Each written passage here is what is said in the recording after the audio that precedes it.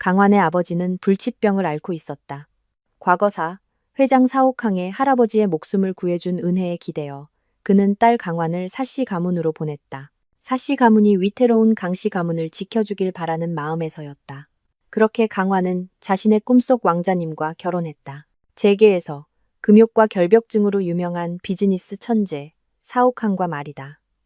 신혼 첫날 밤 사 회장은 죽음으로 협박했다. 사옥항은 마지못해 강환의 머리부터 발끝까지 소독한 후에야 겨우 합방에 응했다. 그 극심한 굴욕감에 강환은 온몸을 떨며 울음을 멈출 수 없었다. 하지만 그 남자는 차가운 눈으로 그녀를 냉담하게 바라볼 뿐이었다. 선택은 당신 몫이야. 강환은 이를 악물고 모든 것을 감내했다. 그날 이후 사옥항은 매월 15일을 그들의 합방일로 정했다. 오직 그날에만 강환은 그의 방에 들어갈 수 있었고 엄격한 소독을 거친 후에야 그와 한 침대에서 잠들 수 있었다. 강환은 그와의 거리를 좁히기 위해 수없이 노력했다. 그의 취향을 파악하고 직접 그의 생활을 돌봤지만 그는 차갑게 미간을 찌푸릴 뿐이었다. 이런 일 당신이 할 필요 없어. 그의 생일날 정성껏 저녁 식사를 준비하고 밤늦게 돌아온 그를 기다렸지만 그는 밖에서 먹고 왔어 라는 옅은 한마디를 남기고 방으로 돌아가 버렸다. 그의 방에 몰래 들어가 그의 셔츠를 입고 섹시한 옷을 입은 채 이불 속에 숨어 있거나 뜨거운 춤을 추기도 했다. 하지만 매번 사옥항은 그녀를 차갑게 밀어내고 즉시 방 안의 모든 물건을 교체했다. 가장 심했던 날, 그가 소파에서 잠들었을 때 몰래 키스를 시도했다. 그의 입술에 겨우 닿았을 때 그는 그녀를 거칠게 밀쳐냈다. 그때 처음으로 그는 엄한 목소리와 함께 혐오스러운 눈빛을 보였다. 사람 입안에 세균이 얼마나 많은지 알아? 침을 교환하는 역겨운 짓, 난 평생 안 해. 강환, 더 이상 날 유혹하려 들지 마. 그의 말투는 평온했지만 그가 뱉어낸 말은 강환의 얼굴을 새하얗게 질리게 했다. 아무리 당신이 발정나도 난 만족시켜줄 생각 없어. 더러우니까. 그날 이후 강환은 모든 마음을 접고 사옥항이 정해준 모든 규칙을 조심스럽게 지켰다. 결혼 3년, 매월 15일의 의례적인 관계를 제외하면 그들은 한 지붕 아래 사는 낯선 사람과 같았다. 강환은 생각했다. 적어도 사옥항이 바람피울 걱정은 없다고. 세상에서 가장 충실하고 안심할 수 있는 남편을 두었다고 말이다. 그러던 어느 날, 한 사교 모임에서 친구들로부터 사옥항에 대한 소문을 듣기 전까지는 사옥항 대표가 밖에 애인을 뒀다는 소문 들었어? 어찌나 애지중지하는지 자기 자산의 80%를 줬다던데. 그 여자를 회사에 꽂아줬다며. 아무것도 모르는 사람인데 프로젝트 퍼줘서 총괄 이사 자리에 앉혔대. 심지어 법적 효력이 있는 개인 인감까지 줬다더라. 그 여자가 하늘 높은 줄 모르고 사 대표 사무실에서 난리를 피우고 회의 중일 때 뛰어들어가서 강제로 키스하고 그냥 나간대. 그럼 사 대표가 뒷수습하고. 그 말을 듣고 강환은 웃었다. 말도 안 돼. 다 헛소문이야. 사옥항의 금욕과 결벽증이 어느 정도인지 그 누구보다 그녀가 잘 알았기 때문이다. 하지만 그날 밤 사옥항이 자주 가던 호텔에 화재가 발생했고 뉴스 속보로 보도되었다. 혼란스럽고 시끄러운 로비에서 땀으로 흠뻑 젖은 강환은 소방관에게 눈물로 매달리며 현장으로 들어가려 애쓰고 있었다. 바로 그때 소방 비상구에서 목욕 가운을 걸친 남자가 순백의 슬립 드레스를 입은 여자를 품에 안고 빠르게 걸어 나오는 것을 보았다. 그는 한없이 자애로운 눈빛으로 여자를 내려다보며 부드럽게 입을 맞췄다. 강환은 벼락을 맞은 듯 그 자리에 얼어붙었다. 눈앞의 세상이 순식간에 색과 소리를 잃었다. 그녀의 눈에는 다른 여자를 안고 입 맞추는 사옥항의 모습만이 가득했다. 혼란스러운 인파가 그녀를 밀쳤고 그녀는 바닥에 넘어져 사람들에게 무자비하게 밟혔다. 하지만 조금도 아프지 않았다. 그녀는 사옥항이 그 여자를 조심스럽게 로비 소파에 앉히고 살짝 붉어진 발목을 손으로 받쳐 부드럽게 주무르는 것을 보았다. 자신에게는 손끝 하나 닿아도 즉시 소독하던 남자가 지금은 조금의 거리낌도 없이 심지어 몸을 숙여 그 여자의 발등에 입까지 맞추고 있었다. 직접 보지 않았다면 어찌 믿었을까. 강환의 온몸이 떨렸고 눈물이 시야를 흐리며 쉴 새 없이 흘러내렸다. 바닥에 엎드려 눈물을 닦아내려 했지만 닦아낼수록 더 많은 눈물이 쏟아졌다. 그 순간 그녀는 깨달았다. 사옥항이 더럽다고 했던 말은 정말로 그녀가 더럽다는 뜻이었음을. 혼란 속에서도 사람들은 계속해서 그녀를 밟고 지나갔지만 몸의 고통은 마음의 고통에 비할 바가 아니었다. 여자가 사옥항의 손을 잡고 흔들며 무언가 말하자 그가 그녀가 있는 방향을 돌아보았다. 이내 그는 자리에서 일어나 밖으로 빠져나가려는 인파를 해치고 한 걸음 한 걸음 그녀에게 다가왔다. 강환의 심장이 또물 것 같았다. 그가 날 발견했어. 날 구하러 오는 걸까? 아주 조금이라도 날 신경 쓰고 있었던 걸까? 하지만 다음 순간 사옥항은 그녀에게서 몇 걸음 떨어진 곳에 멈춰서서 허리를 숙여 어느새 바닥에 떨어져 있던 반지를 주워들었다. 그리고는 빠르게 다시 돌아갔다. 로비 안에서 여자의 낭낭한 환호성이 유난히 날카롭게 들려왔다. 다행이다, 옥항 씨. 이거 우리 커플링이잖아. 커플링을 잃어버리면 헤어진다는 말이 있단 말이야. 말이 채 끝나기도 전에 사옥항은 다급하게 그녀의 입을 막고 강하게 품에 끌어안았다. 헛소리 하지 마. 허청당. 우린 평생 헤어지지 않아. 그는 그녀를 번쩍 안아들고 빠르게 자리를 떠났다. 강환의 심장은 칼날에 베인 듯 숨막히는 고통에 휩싸였다. 그녀는 사랑하는 남편이 사랑하는 사람을 대하는 모습을 보았다. 하지만 사랑받는 그 사람은 그녀가 아니었다. 그 순간 지난 3년간 수많은 밤을 거실에서 지새우며 퇴근하는 그의 얼굴, 한 번이라도 보려 기다렸던 기억, 겨우 다가갔을 때 그가 마치 적을 만난 듯 소독 스프레이를 꺼내들던 모습이 떠올랐다. 교통사고로 위독하여 보호자 서명이 필요했을 때 전화를 걸자 중요한 업무 중이니 알아서 처리해 라는 차가운 대답만 돌아왔던 일. 아버지가 임종 직전 그를 마지막으로 보고 싶어 하셨지만 기나긴 기다림 속에서 걱정스럽게 눈을 감으셔야 했던 모습까지. 강환은 자신의 배를 감쌌다. 눈빛이 고통으로 물들었다. 이곳에는 아이가 자라고 있었다.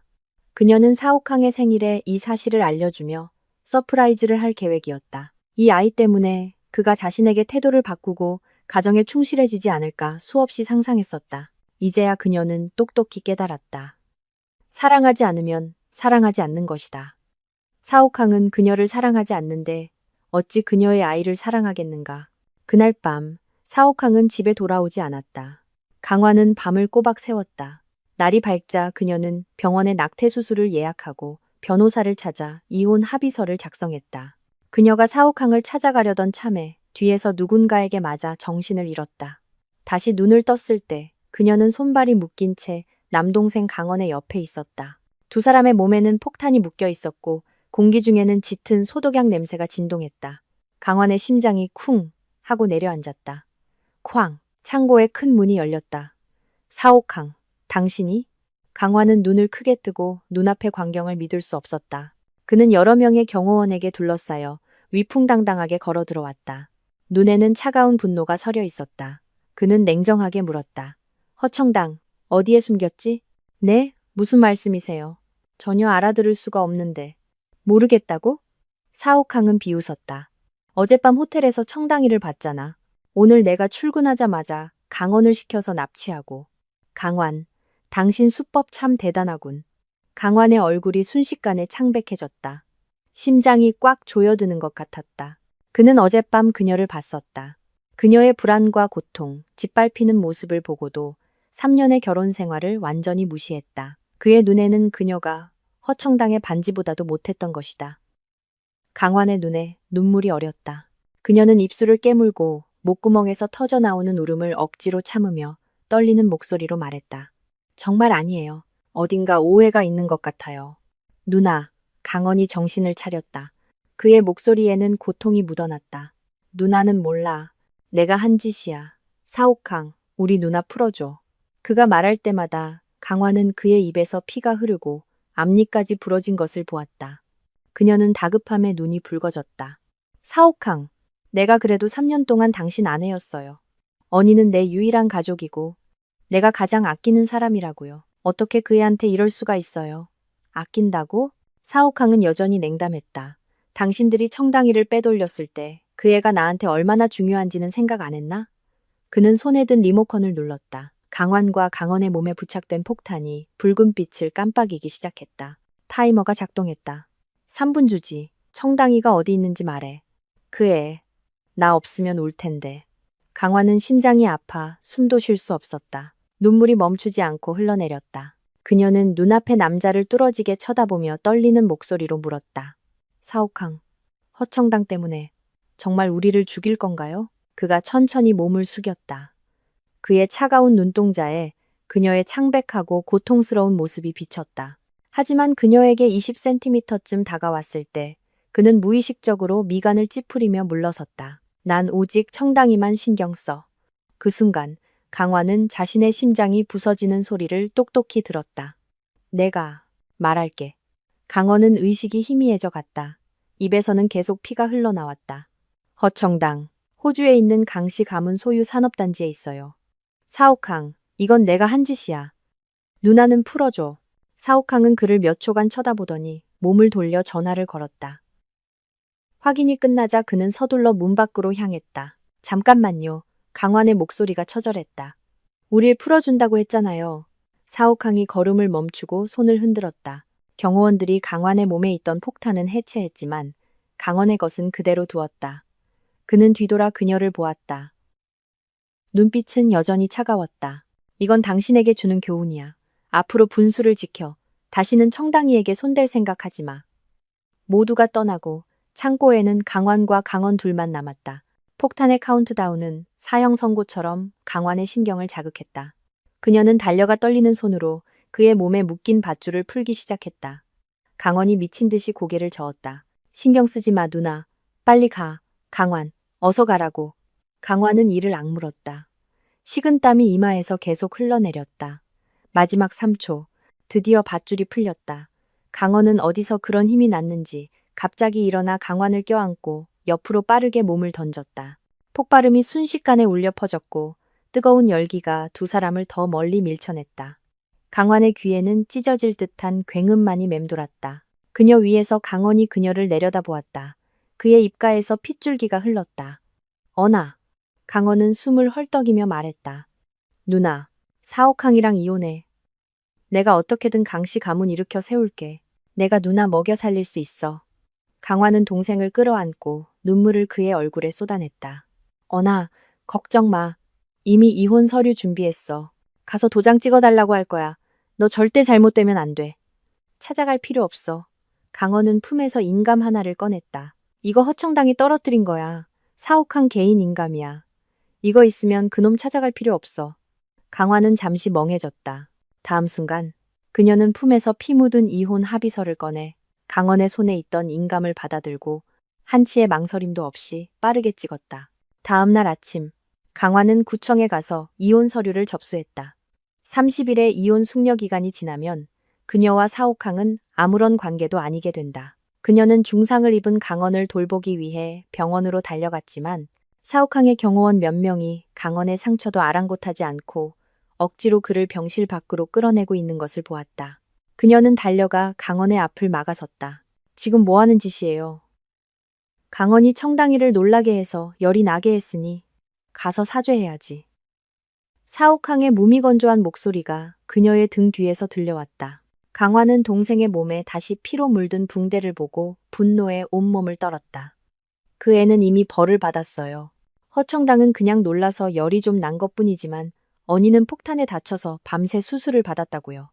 강환은 격분하여 앞으로 나아가 사옥항에게 따졌다. 그의 목숨까지 뺏어야겠어요? 사옥항은 그녀가 다가오자 무의식적으로 두 걸음 뒤로 물러섰다. 언제나처럼 무심한 표정으로 말했다. 사과해. 강환은 그 자리에 멈춰섰다. 지난 몇 년간 그녀가 그의 앞에서 어떤 감정과 표정을 드러내든 그는 언제나 이런 표정이었다. 자조와 비애가 밀려왔다. 강환은 씁쓸하게 웃으며 얼굴에 눈물을 힘껏 닦아냈다. 그녀의 목소리는 쉬어 있었다. 제가 대신 사과하죠. 허청당의 병실에 들어섰을 때 그는 사옥항의 품에 안겨 그가 건네주는 과일을 음미하고 있었다. 강환이 나타나자 그는 무의식적으로 몸을 움츠리며 사옥항의 가슴팍으로 숨었다. 저분이 언니예요?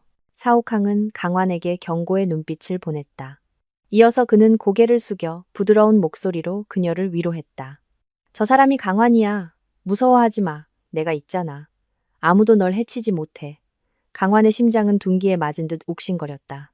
그녀는 손가락을 손바닥 안으로 꽉 움켜쥐고 마음속의 굴욕감을 억누르며 입을 열었다. 미안해요, 허청당 씨. 강원이 저 때문에 잘못을 저질렀어요. 제가 대신 사과할게요. 허청당은 미소를 지으며 사옥항과 깍지 낀 손을 들어보였다. 괜찮아요. 이제 화 안 나요. 언니, 옥항 씨의 법적 아내가 당신이라는 건 알아요. 하지만 그는 당신을 사랑하지 않아요. 당신과 함께 있으면 그는 불행해요. 저와 옥항 씨는 진심으로 사랑하는 사이예요. 명분이 없어도 저는 그 사람 곁에 남고 싶어요. 만약 당신이 정말 그를 사랑한다면 더는 저를 힘들게 하지 말아주셨으면 해요. 불행하다고? 강화는 휙 고개를 돌려 사옥항을 보았다. 그의 시선은 온통 허청당에게 쏠려 있었고 사랑으로 가득 차 있었다. 그때 그의 휴대폰이 울렸다. 그는 살짝 미간을 찌푸렸지만 전화를 받지 않았다. 허청당이 다가가 곁눈질로 보더니 재촉했다. 일이 중요하잖아요. 전화 받으세요. 전 걱정 말고요.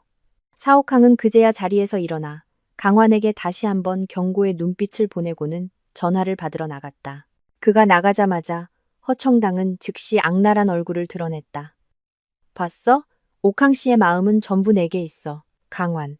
당신이 아무리 끈질기게 사모님 자리를 차지하고 있어도 당신은 우리 사이를 망치는 상간녀일 뿐이야. 상간녀? 강환이 비웃었다. 내가 이혼하지 않는 한, 난 그의 법적인 아내야.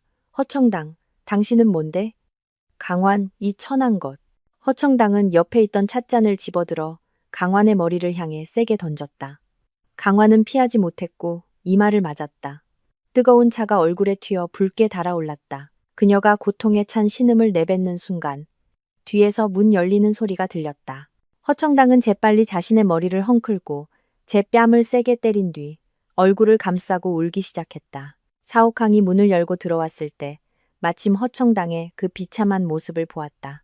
청당아! 그의 안색이 변하며 길을 막고 있던 강환을 거칠게 밀치고는 걱정과 초조함이 가득한 얼굴로 그녀의 붉게 부어오른 뺨을 살폈다. 이어서 그의 차갑고 분노에 찬 시선이 바닥에 쓰러진 강환에게 향했다. 네가 감히 그녀를 해쳐? 강환은 꼬리뼈를 바닥에 부딪혔고 바닥에 깨진 유리 조각에 손과 발이 베었다. 아픔에 얼굴이 창백해지고 눈물이 흘러내렸다. 이마에 피가 뺨을 타고 흘렀지만 사옥항은 못 본 척했다.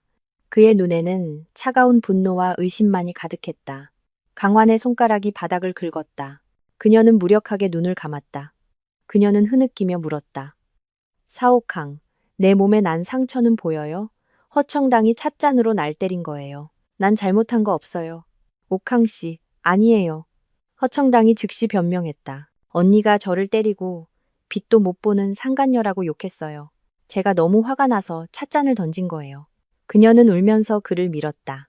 언니 피 많이 흘려요. 언니가 당신 아내잖아요. 가서 돌봐주세요. 사옥항의 발이 실수로 강환의 무릎에서 흘러나온 피를 밟았다. 그는 미간을 찌푸리며 한 걸음 물러섰다. 더럽군. 그 말을 끝으로 그는 강환을 더는 쳐다보지 않고 경호원들을 불렀다. 감히 청당이에게 손을 대? 끌고 가서 버릇을 고쳐놔. 사옥항. 강환은 경호원들에게 붙들렸다. 그녀는 분노에 차 처절하게 비명을 질렀다. 사옥항, 당신은 심장도 없어요? 3년, 꼬박 3년이었다. 그녀는 늘 조심스럽게 그의 뒤를 따랐다. 그가 술에 취했을 땐 해장국을 끓였고 그가 아플 땐 밤을 새워 간호했다. 그가 필요할 때 그녀는 항상 그 자리에 있었다. 하지만 사옥항이 그녀에게 돌려준 것은 무엇이었나. 강환은 비상계단에 무릎 꿇려졌다.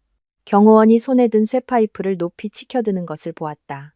그리고 그녀의 오른손을 향해 힘껏 내리쳤다. 쩍 하는 소리와 함께 뼈가 부러졌다. 강환은 비명을 지르며 고통에 기절했다. 눈을 떴을 때 그녀는 강원 옆 병상에 누워 있었다. 사옥항의 비서가 옆에 서서 기계적인 목소리로 말했다. 사모님, 대표님께서 전하라는 말씀이 있습니다. 강환, 우리의 결혼은 거래에 불과해. 내 신분을 명심하고 분수를 지켜. 다시 한번 청당이에게 손을 대면 강씨 가문이 파산하는 걸 보게 될 거다. 알겠어요.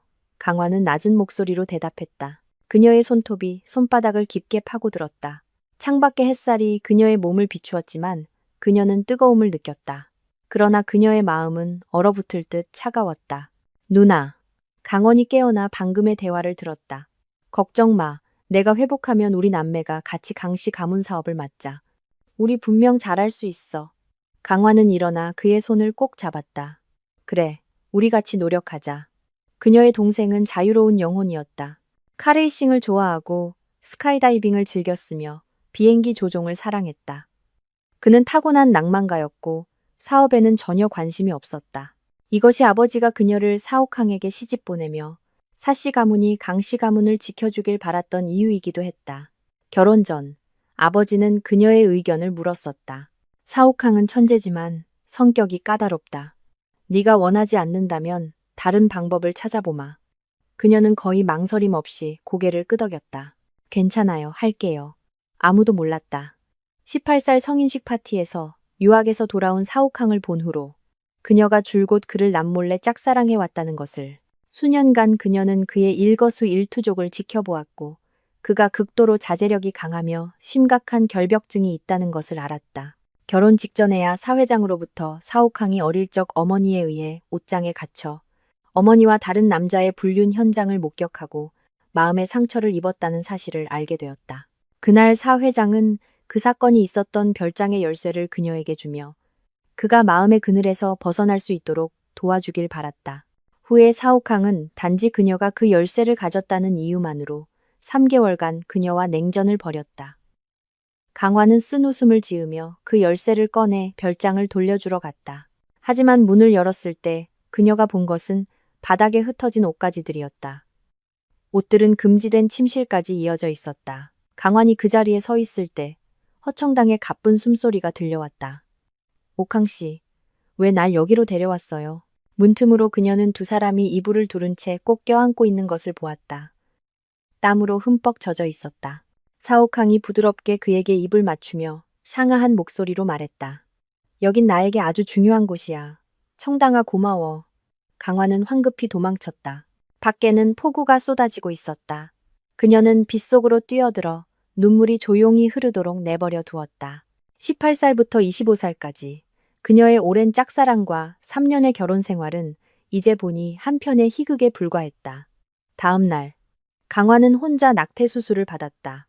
3개월 된 이미 형태가 갖춰진 아이를 그녀의 몸에서 떼어냈다. 이후 며칠간 그녀는 병원에서 상처를 치료하며 동생 강원을 돌봤다. 사옥항의 생일날 그에게서 전화가 왔다. 청당이가 나를 위해 생일 파티를 열었어. 당신도 반드시 참석해야 해. 강화는 입술을 굳게 다물었다. 사옥항은 심각한 결벽증 때문에 생일 파티를 열지도 어떤 행사에도 거의 참석하지 않았다. 그녀는 가고 싶지 않았지만 그날 오후 사옥항의 사람들이 병실에 들이닥쳐 억지로 그녀를 데려갔다. 그날 밤 강환이 연회장에 들어서자마자 허청당이 사옥항의 팔짱을 끼고 우아하게 손님들을 맞이하는 모습을 보았다. 주위의 시선이 쏠리며 수군거렸다. 사 대표가 이례적으로 생일 파티를 열고 저 여자를 데려오다니 도대체 저 허청당이라는 여자 누구야? 정식 사모님인 강환 씨보다도 더 대단하네. 소식 참 늦네. 저분이 사 대표가 첫눈에 반한 사람이래. 보물처럼 아낀다는데 강환 씨가 어떻게 비교가 되겠어. 사모님 자리가 곧 바뀌겠구만. 듣자 하니 강환 씨가 허청당을 근본 없는 상간녀라고 해서 사 대표가 일부러 허청당 편들어주려고 이런 자리를 만들었다던데. 강환은 주위의 시선을 견디며 얼굴이 창백해졌다. 사옥항의 시선이 그녀를 차갑게 훑고 지나가더니 무심하게 다른 곳으로 향했다. 남편의 생일 파티에서 그녀는 줄곧 구석에 서 있었다. 마치 외부인처럼 그가 허청당을 세심하게 챙기고 모든 손님에게 그녀를 자신의 연인이라고 소개하며 값비싼 보석을 선물하는 모습을 지켜보았다. 마지막 순간 두 사람이 손을 잡고 케이크를 자를 때 뒤편의 대형 스크린에는 두 사람의 사진이 재생되고 있었다. 갑자기 화면이 바뀌었다. 어두운 조명 아래 강환이 바니걸 코스튬을 입고 침실 중앙의 봉을 잡고 폴댄스를 추는 영상이었다. 그녀는 매혹적인 눈빛으로 옆에 무표정하게 앉아있는 사옥항을 바라보고 있었다. 주위가 술렁였다. 강환은 온몸에 피가 얼어붙는 것을 느꼈다. 결혼한 지 얼마 안 되었을 때 그녀는 사옥항의 방에 멋대로 들어가 그를 유혹하려 했었다.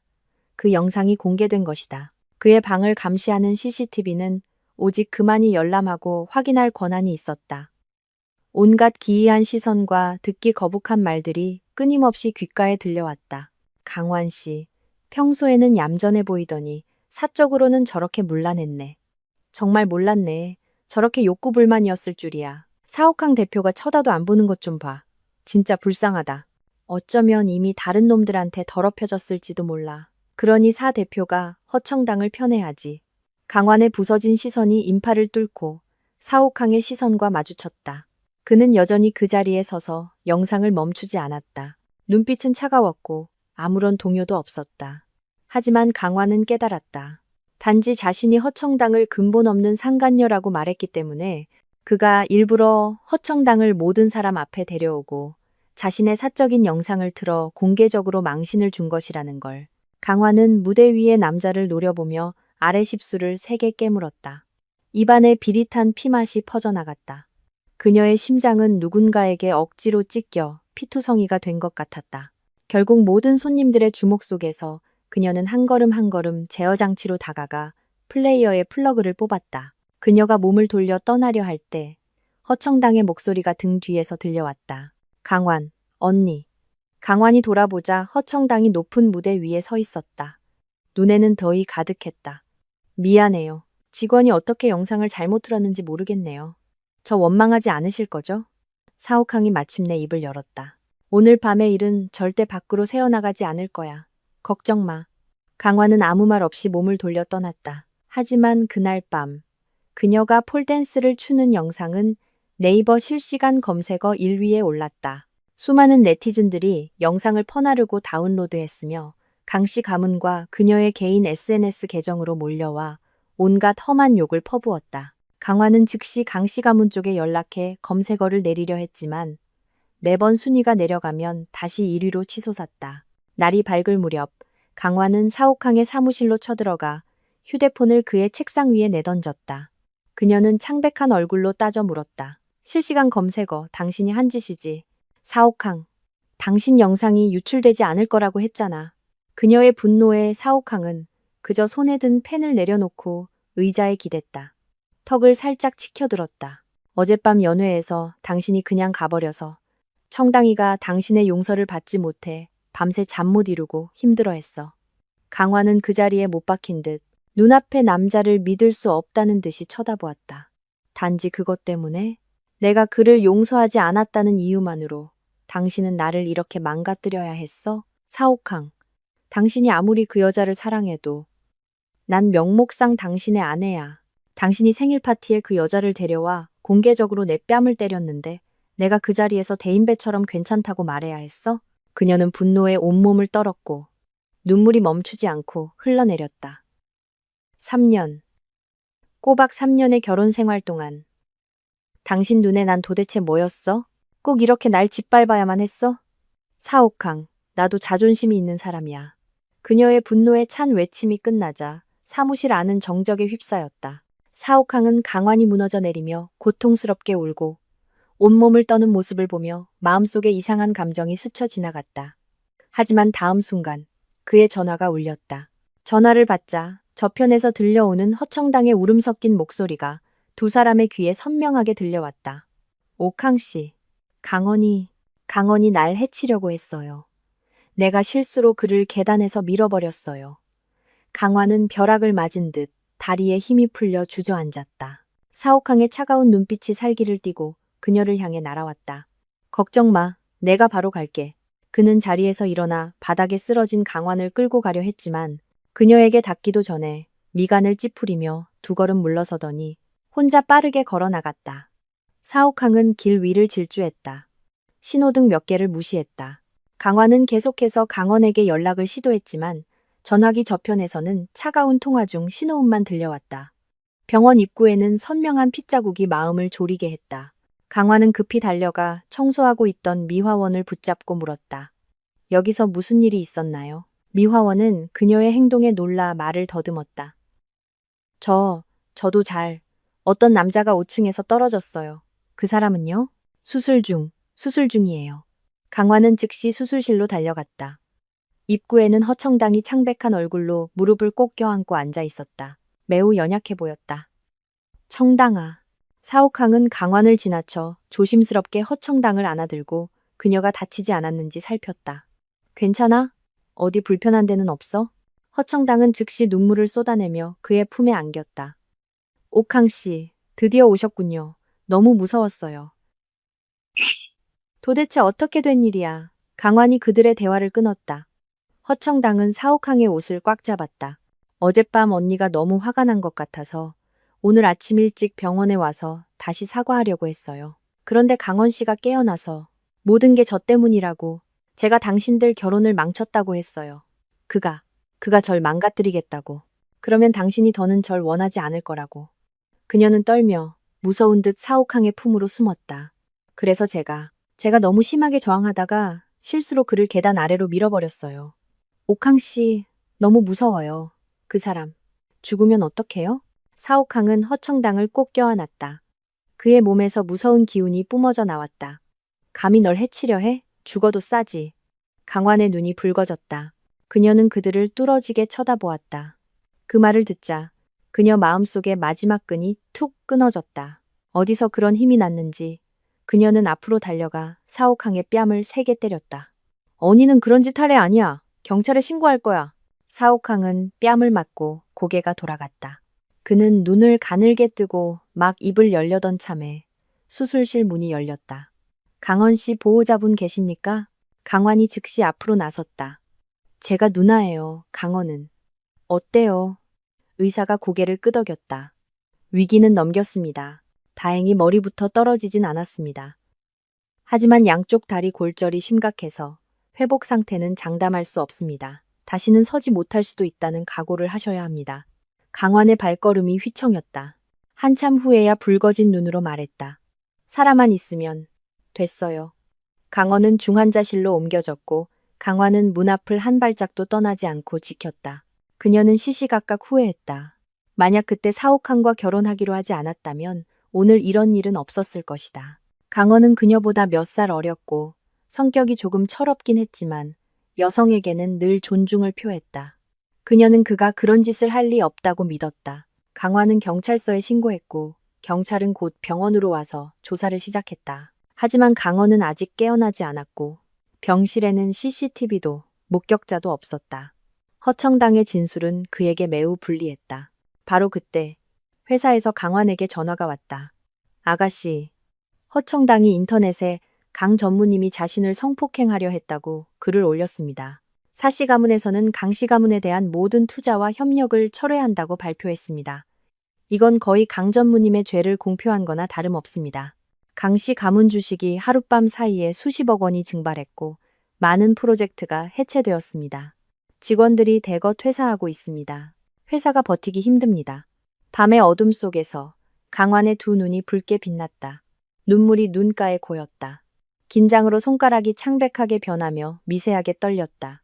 전화를 끊자마자 사 회장의 전화가 걸려왔다. 완이야, 지금 사씨 본가로 좀 와줄 수 있겠니? 사씨 가문의 본가에서 사 회장은 서재 책상 뒤에 앉아 말했다. 완이야, 최근에 일어난 일들은 다 들었다. 정말 고생이 많았구나. 그는 깊은 한숨을 쉬었다. 나는 네가 옥항이의 마음을 열 수 있을 거라 생각했는데 결국 이렇게 될 줄은 몰랐구나. 회장님, 강환은 오른손 손바닥을 힘껏 쥐었다. 저와 사옥항의 관계는 이미 끝났습니다. 돌이킬 수 없어요. 강원은 그런 짓을 할 애가 아닙니다. 그 애가 깨어나면 경찰이 공정하게 밝혀줄 거라고 믿습니다. 그녀는 단호하게 상대를 바라보았다. 회장님, 만약 아직 저희 할아버지와의 정과 저희 아버지가 회장님의 목숨을 구해드린 은혜를 기억하신다면 이번에는 부디 손을 내밀어 강씨 가문을 지켜주십시오. 저는 이미 구청에 이혼 신청을 했습니다. 10일 후면 저는 허청당을 위해 자리를 비우고 사옥항과 완전히 선을 그을 겁니다. 사씨 가문 사람들은 사옥항의 금욕과 결벽증 때문에 오랫동안 골머리를 앓아왔다. 이제 허청당이 그의 마음을 진정으로 열 수 있게 되었으니 사씨 가문이 과거의 우정과 은혜 때문에 그녀의 편에 설 것이라고 순진하게 생각하지 않았다. 사 회장은 잠시 침묵하더니 눈에 죄책감을 드러냈다. 알겠다. 강환이 서재를 나오자 마침 불려온 사옥항과 마주쳤다. 그의 안색은 좋지 않았고 입가에는 조롱 섞인 미소가 걸려 있었다. 강환, 당신은 할아버지 앞에서 하소연하는 것 말고는 할 줄 아는 게 없나. 강원이 청당이에게 그런 짓을 저질렀는데 당신이 누구에게 부탁하든 난 그와 강씨 가문을 가만두지 않을 거야. 강환은 무표정했다.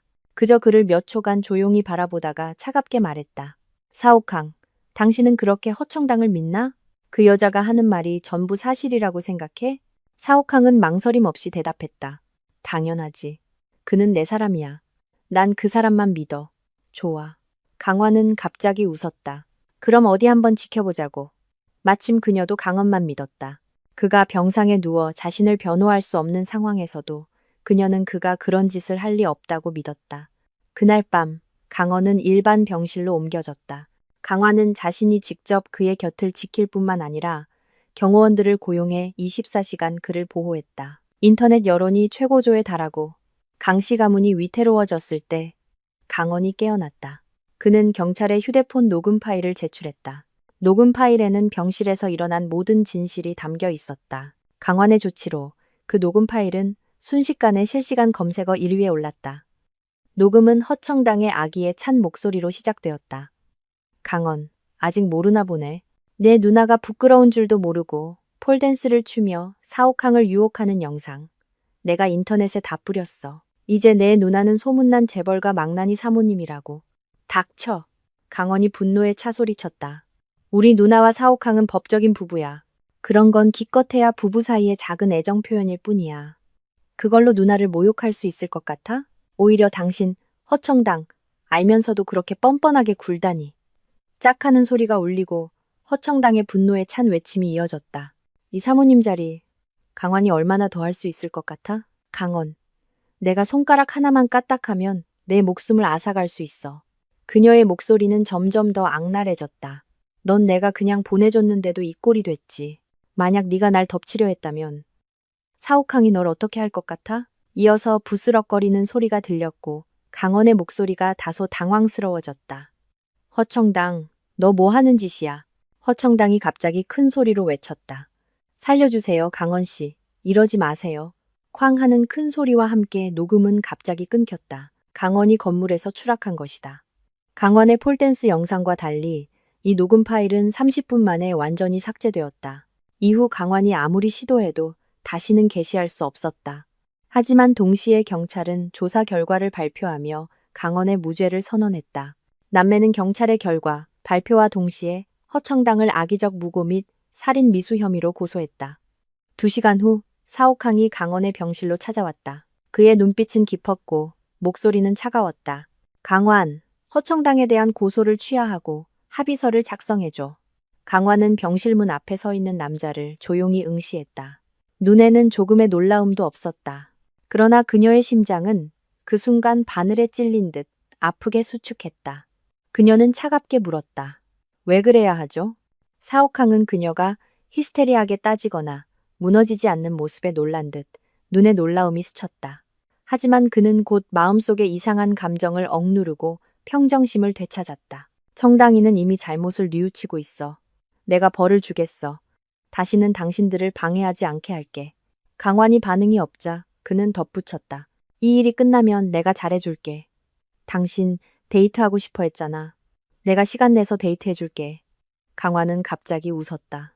눈물이 나올 정도로 웃었다. 사옥항은 모든 것을 알고 있었다. 그녀가 그를 사랑하고 그의 동행을 갈망하며 그의 가장 큰 소원은 일을 내려놓고 그와 하루를 보내는 것이라는 것을. 그러나 그렇게 간단한 소원조차 결혼 3년 동안 이루지 못했다. 그녀는 한참을 웃다가 멈추고 얼굴에 눈물을 닦았다. 사옥항, 난 동의 못해. 사옥항의 얼굴이 완전히 굳어졌다. 원하는 게 뭐야? 강환은 똑같이 차가운 눈빛으로 그를 바라보았다. 눈에는 더 이상 사랑이 없었다. 허청당이 응당한 처벌을 받길 원해. 사옥항은 그녀를 살피더니 비웃었다. 강환, 내 손에 강씨 가문 지분 50%가 있어. 강환과 강원의 얼굴이 급변했다. 사옥항은 느긋하게 위협을 이어갔다. 당신 아버지가 내게 준 것, 할아버지가 가지고 계시던 것, 그리고 최근에 내가 사들인 것까지. 강환, 내가 강씨 가문을 걸고 허청당의 고소 취하와 합의서를 요구하는 거야. 당신이 원하지 않는다면 강씨 가문은 더 이상 존재할 필요가 없겠지. 강화는 정신이 아찔했다. 눈가가 순식간에 붉어졌다. 그녀는 목소리의 떨림과 흐느낌을 제어할 수 없었다. 사옥항. 허청당이 무슨 짓을 하든 당신은 무조건 그 여자 편을 들 건가요? 그녀는 거의 이를 악물고 말을 쥐어짰다. 당신이 어떻게 나한테 이럴 수 있어? 어떻게 강씨 가문을 이렇게 짓밟을 수 있냐고. 사옥항은 무의식적으로 그녀의 시선을 피하며 침묵했다. 강화는 눈물을 억지로 참았다. 그녀는 경멸의 웃음을 짓고 강원을 돌아보았다. 마지막으로 고개를 끄덕였다. 알겠어요. 당신 뜻대로 하죠. 그녀는 한자 한자 힘주어 말했다. 당신 손에 있는 강씨 가문 지분 전부와 50억 원의 자금 투입, 그리고 이번 사태로 인한 강씨 가문의 모든 손실을 보전해줘요. 당신이 이걸 다 끝내면 그때 합의서에 서명하죠. 사옥항은 즉시 고개를 끄덕였다. 좋아. 이후 일주일간 강원은 계속 병원에서 요양했고 강화는 매일 회사로 출근했다. 그녀는 강원의 업무를 인계받아 강씨 가문의 안정을 위해 노력했다. 다행히 이번 성폭행 미수 사건은 큰 관심을 불러일으켰고 녹음 파일과 경찰의 발표 후 여론은 급격히 반전되었다. 사옥항의 자금이 투입되자 강씨 가문은 곧 기사회생했다. 사옥항이 지분 양도 계약서에 서명한 날, 강화는 그에게 합의서를 건넸고 함께 경찰서에 가서 고소를 취하했다. 경찰서를 나온 후 그녀는 빠르게 걸어갔다. 강환. 사옥항이 갑자기 그녀를 불렀다. 왠지 모르게 그는 마음속 깊은 곳에서 불안감을 느꼈다. 청당이는 아직 어리고 철이 없어서 그동안 당신이 고생 많았어. 이 일이 끝나면 내가 제대로 보상해 줄게. 강화는 뒤돌아보지 않고 걸음을 멈추지 않고 앞으로 나아갔다. 그녀는 자신의 차에 앉았지만 떠나지 않았다. 그녀는 허청당이 풀려나는 것을 보았고 사옥항이 안타까워하며 그를 껴안고 두 사람이 주위 시선도 아랑곳하지 않고 키스하는 것을 보았다. 그녀는 더 이상 참지 못하고 큰 소리로 웃기 시작했다. 웃음소리는 비참했고 결국 고통스러운 흐느낌으로 변했다. 눈물이 운전돼 위로 뚝뚝 떨어졌다. 사옥항, 우리 사이엔 이미 미래가 없어. 난 평생 다시는 당신을 사랑하지 않을 거야. 사옥항, 난 당신을 증오해. 강화는 사옥항과 함께 살던 빌라로 돌아와 하루 종일 자신의 짐을 정리하고 빌라에 남은 자신의 흔적을 지웠다. 그녀가 기쁜 마음으로 샀지만 그가 유치하다고 했던 커플 슬리퍼와 커플컵, 그가 초상권을 침해한다고 했던 몰래 그린 그의 모습들, 그가 한때 가장 좋아했던 해바라기를 정원 가득 심었을 때 그가 흙투성이인 그녀를 보고 더럽다며 미간을 찌푸렸던 기억들, 그 모든 것을 그녀는 직접 파괴했다. 오후, 그녀는 구청에서 온 이혼 증명서 발급 통지서와 스탠퍼드 경영대학원 합격 통지서를 동시에 받았다. 기쁨과 슬픔이 뒤섞인 눈물이 흘렀다. 구청에서 나온 후 그녀는 사옥항의 이혼 증명서를 그의 회사로 붙였다. 이틀 후 강원이 퇴원했고 강화는 비행기에 몸을 실었다. 같은 시각 사옥항의 비서가 문을 두드리고 들어와 그의 사무실 책상 위에 우체국 소포 하나를 올려놓았다. 대표님 택배입니다. 사옥항은 바빴지만 무심코 그 소포를 쳐다보았다. 발신인은 구청이었다. 사옥항의 심장이 갑자기 빠르게 뛰었다. 손에 든 만년필이 실수로 종이를 찢었다. 왠지 모르게 그의 뇌리에 지난번 이별할 때 강환이 떠나가던 뒷모습이 떠올랐다. 그가 소포를 집으려던 순간 사무실 문이 갑자기 열렸다. 허청당이 급하게 뛰어들어와 그의 무릎에 앉더니 그의 얼굴을 감싸고 키스를 했다. 옥항 씨, 강남에 새로 생긴 하플 카페 있는데 같이 가서 인증샷 찍어요. 사옥항은 시계를 지라떠 보았다. 곧 중요한 회의가 있어. 취소해요. 그녀가 그의 손을 잡고 애교를 부렸다. 요즘 나랑 통 안 놀아주잖아요. 이건 중요한 국제회의야. 사씨그룹의 가장 큰 파트너와 내년 사업을 논의해야 해. 실수가 있어서는 안 돼. 허청당의 기분이 눈에 띄게 가라앉았다. 사옥항은 그녀에게 블랙카드를 건넸다. 오후에 경매가 있어. 가서 구경하다가 마음에 드는 거 있으면 사. 회의 끝나고 제대로 놀아줄게.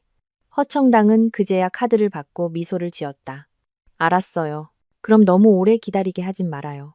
두 사람은 잠시 더 다정하게 굴다가 비서가 회의 시작을 알리러 들어오자 허청당은 자리에서 일어났다. 이번 협상은 순조롭지 않았다. 미셸 가문은 다른 협력 대상을 염두에 둔 듯 몇 가지 까다로운 조건을 제시했다. 사옥항이 골머리를 앓고 있을 때 회의실 문이 갑자기 열렸다. 허청당이 그의 곁으로 달려와 몸을 숙여 강제로 키스했다. 사옥항은 재빨리 그녀를 밀어냈다. 영상통화 저편의 미셸은 이미 분노에 차소리치고 있었다. 사씨 가문이 우리와의 협력을 이렇게 무시한다면 우리도 더 이상 이야기할 필요가 없겠군요. 영상통화가 즉시 끊겼다. 회의실 전체가 정적에 휩싸였다. 모두가 불만스러운 눈초리로 허청당을 쳐다보았다. 사옥항도 불쾌한 표정을 지었다. 그는 미간을 주무르며 모두에게 나가보라고 손짓했다. 허청당은 자신이 사고를 쳤다는 것을 알았지만 두렵지는 않았다. 그녀는 애처로운 표정으로 사옥항에게 다가가 그의 뺨에 키스했다. 미안해요, 옥항씨. 이렇게 될 줄은 몰랐어요. 저를 혼내세요. 사옥항은 그녀를 질책하지 않았다. 오늘의 회의가 중요하다고 이미 강조했었지만 그는 그녀의 지금 행동이 모두 자신이 받아준 결과라는 것을 알고 있었다. 다만 그의 마음속에 갑자기 강환의 모습이 스쳐 지나갔다. 그는 3년 전 미셸 가문과의 성공적인 협력에 강환의 공이 컸다는 것을 떠올렸다. 그는 마음속의 불쾌감을 억누르고 다소 차가운 어조로 말했다. 청당아, 앞으로는 함부로 회의실에 들어오지 마. 보기 안 좋아. 그 말을 끝으로 그는 자리에서 일어나 떠났고 허청당은 그 자리에 서서 억울함과 불쾌함이 가득한 눈빛을 보였다. 사옥항은 즉시 비행기 표를 사서 미셸과 협상하기 위해 해외로 날아갔다. 미셸은 그를 예의 바르게 대했지만 그가 양가의 협력에 대해 언급할 때마다 화제를 돌렸다. 떠나기 전 미셸은 의미심장하게 그를 바라보며 말했다. 사 대표님, 우리 미셸 가문은 충성을 가장 중시합니다. 3년 전에 그 사모님은 지금 어떻게 지내시는지 모르겠군요. 사옥항은 거의 황급히 도망치듯 그곳을 빠져나왔다. 그는 그제야 미셸 가문이 대대로 배우자에 대한 충성으로 유명하다는 것을 깨달았다. 허청당이 회의실에 난입해 그와 키스한 행동은 이미 미셸과의 협력 가능성을 완전히 끊어버린 것이었다. 사옥항은 처음으로 후회감을 느꼈다. 그는 미셸의 질문을 떠올렸다. 강화는 지금 어떻게 지낼까? 아무리 회상해도 뇌리에는 그녀가 무너져 내리며 고통스럽게 자신을 질책하던 모습만이 떠올랐다. 그는 무의식적으로 미간을 찌푸렸다. 심장이 갑자기 꽉 조여드는 것을 느꼈다. 순간적으로 치밀어 오른 그 감정을 억지로 억누르고 그는 다시 일에 몰두하며 새로운 협력 파트너를 찾기 시작했다. 그는 심지어 허청당이 며칠 동안 그에게 연락하지 않았다는 사실조차 눈치채지 못했다. 3일 후 그가 클럽에서 고객과 저녁 식사를 하고 있을 때 허청당이 갑자기 뛰어들어왔다. 그녀는 그의 옆에 앉은 진람을 보고 아래 집술을 꽉 깨물며 눈물을 글썽였다. 사옥항의 얼굴이 굳어졌다. 여긴 어쩐 일이야. 그녀는 한 걸음 물러서며 흐느꼈다. 요즘 왜 집에 안 들어오고 연락도 안 하나 했더니 다른 여자가 있었군요. 헛소리 마. 그가 일어나 그녀를 붙잡으려 했다. 일 얘기 중이야. 먼저 집에 가 있어. 내가 설명할게. 안 들어. 안 들을 거야. 허청당은 더욱 서럽게 울었다. 사옥항, 나 다시는 당신 안 볼 거야. 우리 헤어져. 그 말을 남기고 그녀는 울면서 뛰쳐나갔고 그 자리에는 정적만 남았다. 사옥항의 관자놀이가 욱신거렸다. 그는 고개를 돌려 사람들의 복잡한 시선과 마주했다. 진람이 먼저 일어섰다. 오늘은 여기까지 하죠. 사 대표님, 먼저 사적인 일 처리하세요. 그는 사옥항의 곁을 지나갈 때 약간의 조롱을 담아 말했다. 사 대표님, 보는 눈이 참 독특하시네요. 정말 강환 씨가 안타깝습니다. 그 말을 남기고 그는 팀을 데리고 떠났다. 사옥항은 마치 뺨을 세게 맞은 것 같은 기분이었다. 그는 더 이상 분노를 억제할 수 없었다. 휴대폰을 꺼내 허청당에게 전화를 걸었다. 1번, 2번, 3번. 전화는 계속해서 거절되었다. 사옥항은 비서에게 허청당의 위치를 추적하라고 명령했다. 30분 후 사옥항은 청담동의 한 클럽 무대 앞에 나타났다. 허청당은 핫팬츠와 나시티 차림으로 몽롱한 눈빛으로 여러 남자들에게 둘러싸여 춤을 추고 있었다. 손은 옆 남자 복근에 가 있었다. 사옥항의 얼굴은 끔찍할 정도로 어두워졌다. 그는 재빨리 무대 위로 올라가 춤추고 있던 허청당을 끌어내렸다. 지금 뭐 하는 짓이야? 허청당은 잠시 멍해지더니 즉시 울음을 터뜨렸다. 내가 다른 남자랑 좀 접촉하면 안 돼? 왜? 사옥항. 우리 헤어졌잖아. 당신은 다른 여자랑 클럽에서 그렇게 다정하게 있을 수 있으면서 왜 난 다른 남자랑 춤추면 안 되는데? 사옥항. 나 질투나. 화났다고. 예전 같았으면 사옥항은 그녀의 이런 작은 투정을 귀엽다고 생각하며 마음이 녹아내려 달래주었을 것이다. 하지만 오늘 그녀가 또다시 장소를 가리지 않고 그의 협력을 망친 후 사옥항은 심신이 지칠 뿐이었다. 그는 미간을 주무르며 말했다. 허청당. 난 일 얘기 중이었어. 허청당은 오히려 더 크게 울었다. 내 이름을 다 부르다니. 사옥항. 당신 정말 변했구나. 나한테 질린 거지? 적당히 해. 사옥항은 참을성 없이 그녀의 말을 끊고 몸을 돌려 떠났다. 충격받은 표정의 허청당을 그 자리에 남겨두고 사옥항은 차에 앉아 담배 한 개비를 피웠다. 그의 뇌리에는 방금 진람이 했던 말이 저절로 떠올랐다. 사 대표님, 사람 보는 눈이 참 독특하시네요. 정말 강환 씨가 안타깝습니다. 그는 다시 강환을 떠올렸다. 그녀는 항상 규칙을 잘 지켰고 적절한 때에 적절한 행동을 했으며 그에게 폐를 끼친 적이 없었다. 그의 심장이 또다시 조여왔다. 담배를 다 피운 후 그는 운전기사에게 평창동으로 가라고 말했다. 평창동은 그와 강환의 신혼집이었다. 지난 몇 년간 그는 매월 15일을 제외하고는 거의 돌아온 적이 없었다. 하지만 왠지 돌아올 때마다 강환은 거실에서 기다리고 있었던 것 같다.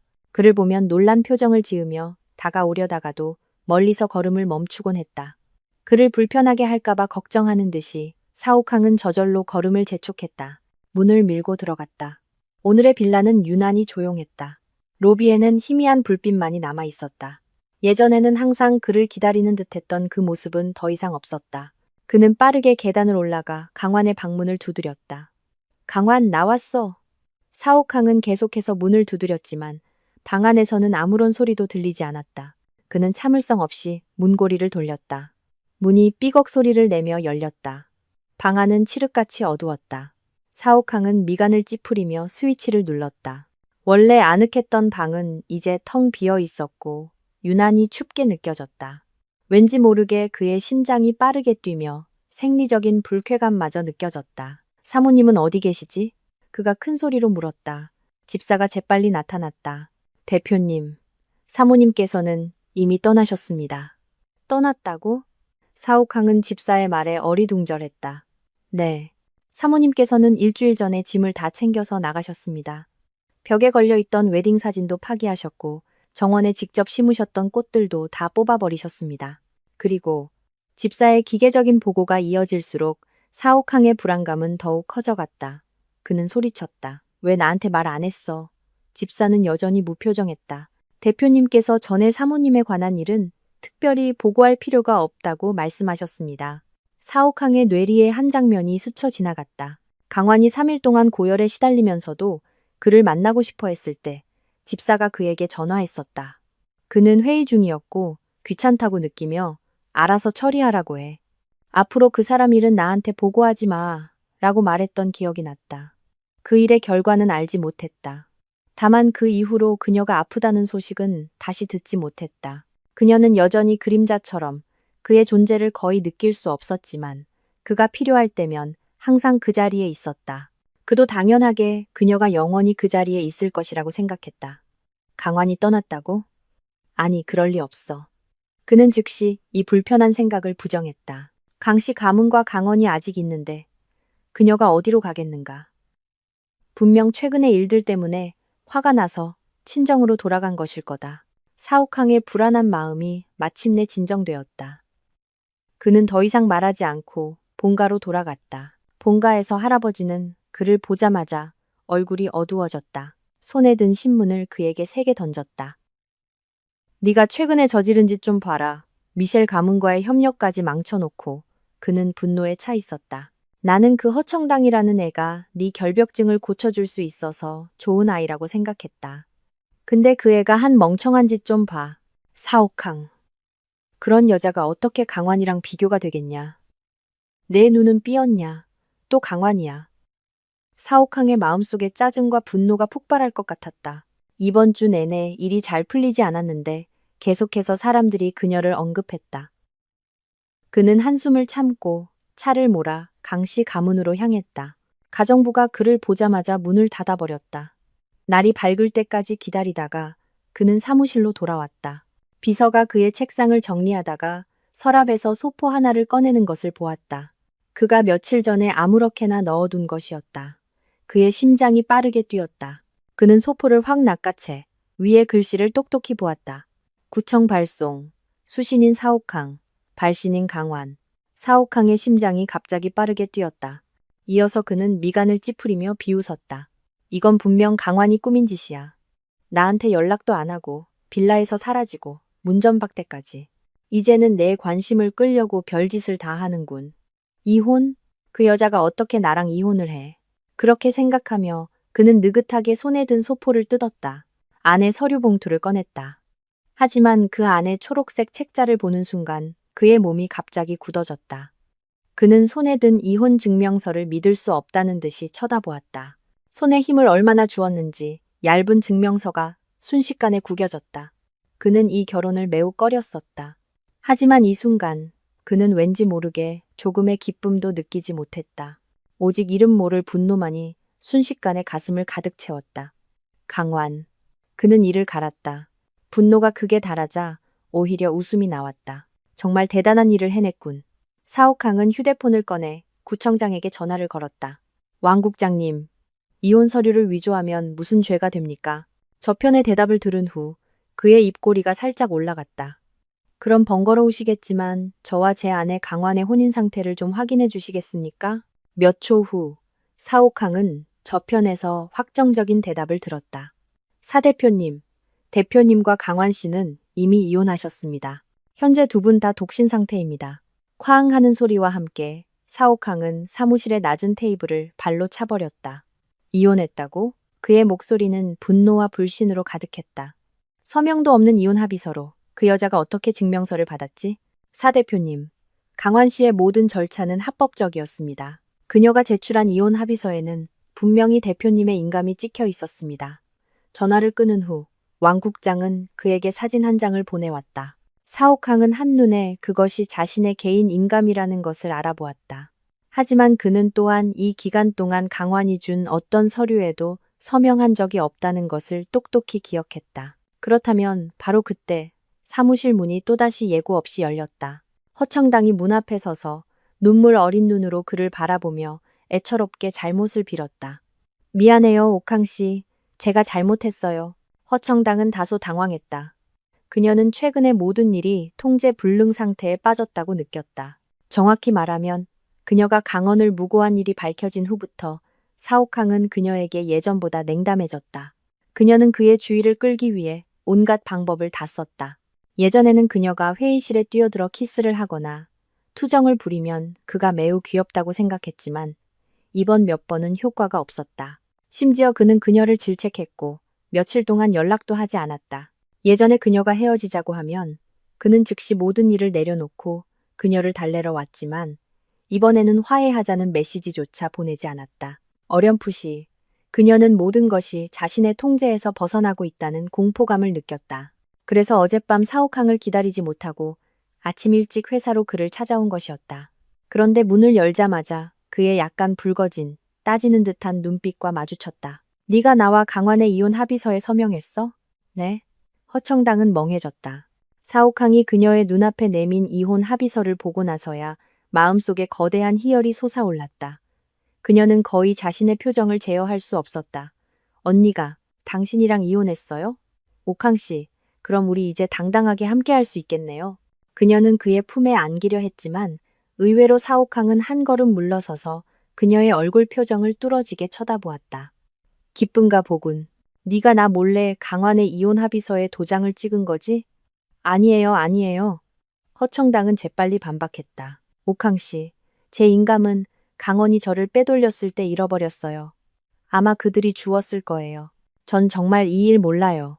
사옥항의 표정은 담담했고 눈빛은 알 수 없게 흔들렸다. 허청당은 그의 손을 잡았다. 옥항 씨, 언니가 스스로 떠났잖아요. 우리 사이에 이제 아무런 장애물도 없어요. 우리 결혼해요.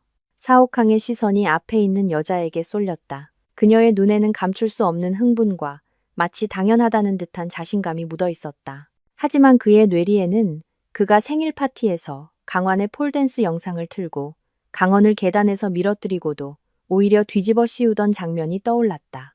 강원의 녹음이 공개된 후 그는 밤새 서재에 앉아 담배를 연달아 피웠다. 허청당은 계속해서 그에게 전화해 울면서 하소연했다. 강환이 사모님 자리를 차지한 것을 극도로 질투하고 강원이 자신들을 떼어놓으려 하는 것을 증오해서 그런 잘못을 저질렀다고 주장했다. 그때 그는 허청당이 자신이 처음 생각했던 것과는 다르다는 것을 깨달았다. 그럼에도 불구하고 그는 그녀의 편에 서기로 선택했다. 그녀가 이런 짓을 한 것은 모두 그에 대한 사랑 때문이었고 만약 그가 그녀를 지지하지 않는다면 그녀는 감옥에 갈 수도 있었기 때문이다. 하지만 그 이후로 그의 마음속에는 항상 가시가 박혀 있었다. 이어서 그녀가 장소를 가리지 않고 버린 소동들이 그의 협력을 망치자 그는 점점 더 지쳐갔다. 이제 보니 그의 초기의 호감과 설렘은 이미 흔적도 없이 사라졌다. 그는 무표정하게 말했다. 허청당, 우리 끝났어. 허청당은 멍해져서 눈앞에 어딘가 냉담해 보이는 남자를 믿을 수 없다는 듯이 쳐다보았다. 제가 그냥 충동적으로 그녀의 눈물이 왈칵 쏟아졌다. 전 그냥 당신이 절 봐주길 바랐어요. 당신이 절 위로해주길 바랐다고요. 옥항 씨, 전 당신과 헤어지고 싶지 않아요. 그가 여전히 무심한 것을 보고 허청당은 더욱 당황하며 처절하게 울었다. 옥항 씨, 제가 최근에 많은 잘못을 저지른 거 알아요. 정말 잘못했어요. 앞으로는 다시는 이러지 않을게요. 제발 저랑 헤어지지 말아주세요. 사옥항은 그녀의 울음에 심란해졌다. 그는 미간을 주무르며 말했다. 일단 돌아가. 나 혼자 좀 생각할 시간을 줘. 허청당이 떠나고 사옥항은 책상 앞에 앉았다. 이혼 증명서가 책상 위에 놓여 있었다. 위의 날짜는 바로 그가 강원이 허청당을 빼돌렸다는 이유로 두 사람을 납치했던 그날이었다. 그리고 휴대폰으로 받은 이혼 합의서 위의 선홍색 핏자국은 점점이 핀 매화처럼 그의 신경을 자극했다. 그는 자신도 무슨 감정인지 알 수 없었다. 그저 머리가 띵하고 심장이 제어할 수 없이 조여드는 것을 느꼈다. 사옥항은 안절부절 못하며 업무에 집중할 수 없었다. 분명 더 이상 사랑하지 않는 아내일 뿐인데 아닌가? 하지만 사옥항은 결국 마음의 소리를 따라 다시 강씨 가문의 빌라로 향했다. 강원이 집에 있었다. 그는 휠체어를 타고 나와 사옥항을 향한 눈빛에는 혐오와 차가운 증오가 가득했다. 사옥항의 뇌리에 갑자기 3년 전 결혼식 날 강원이 꼴사납게 울며 강환을 잘 대해달라고 부탁하던 모습이 떠올랐다.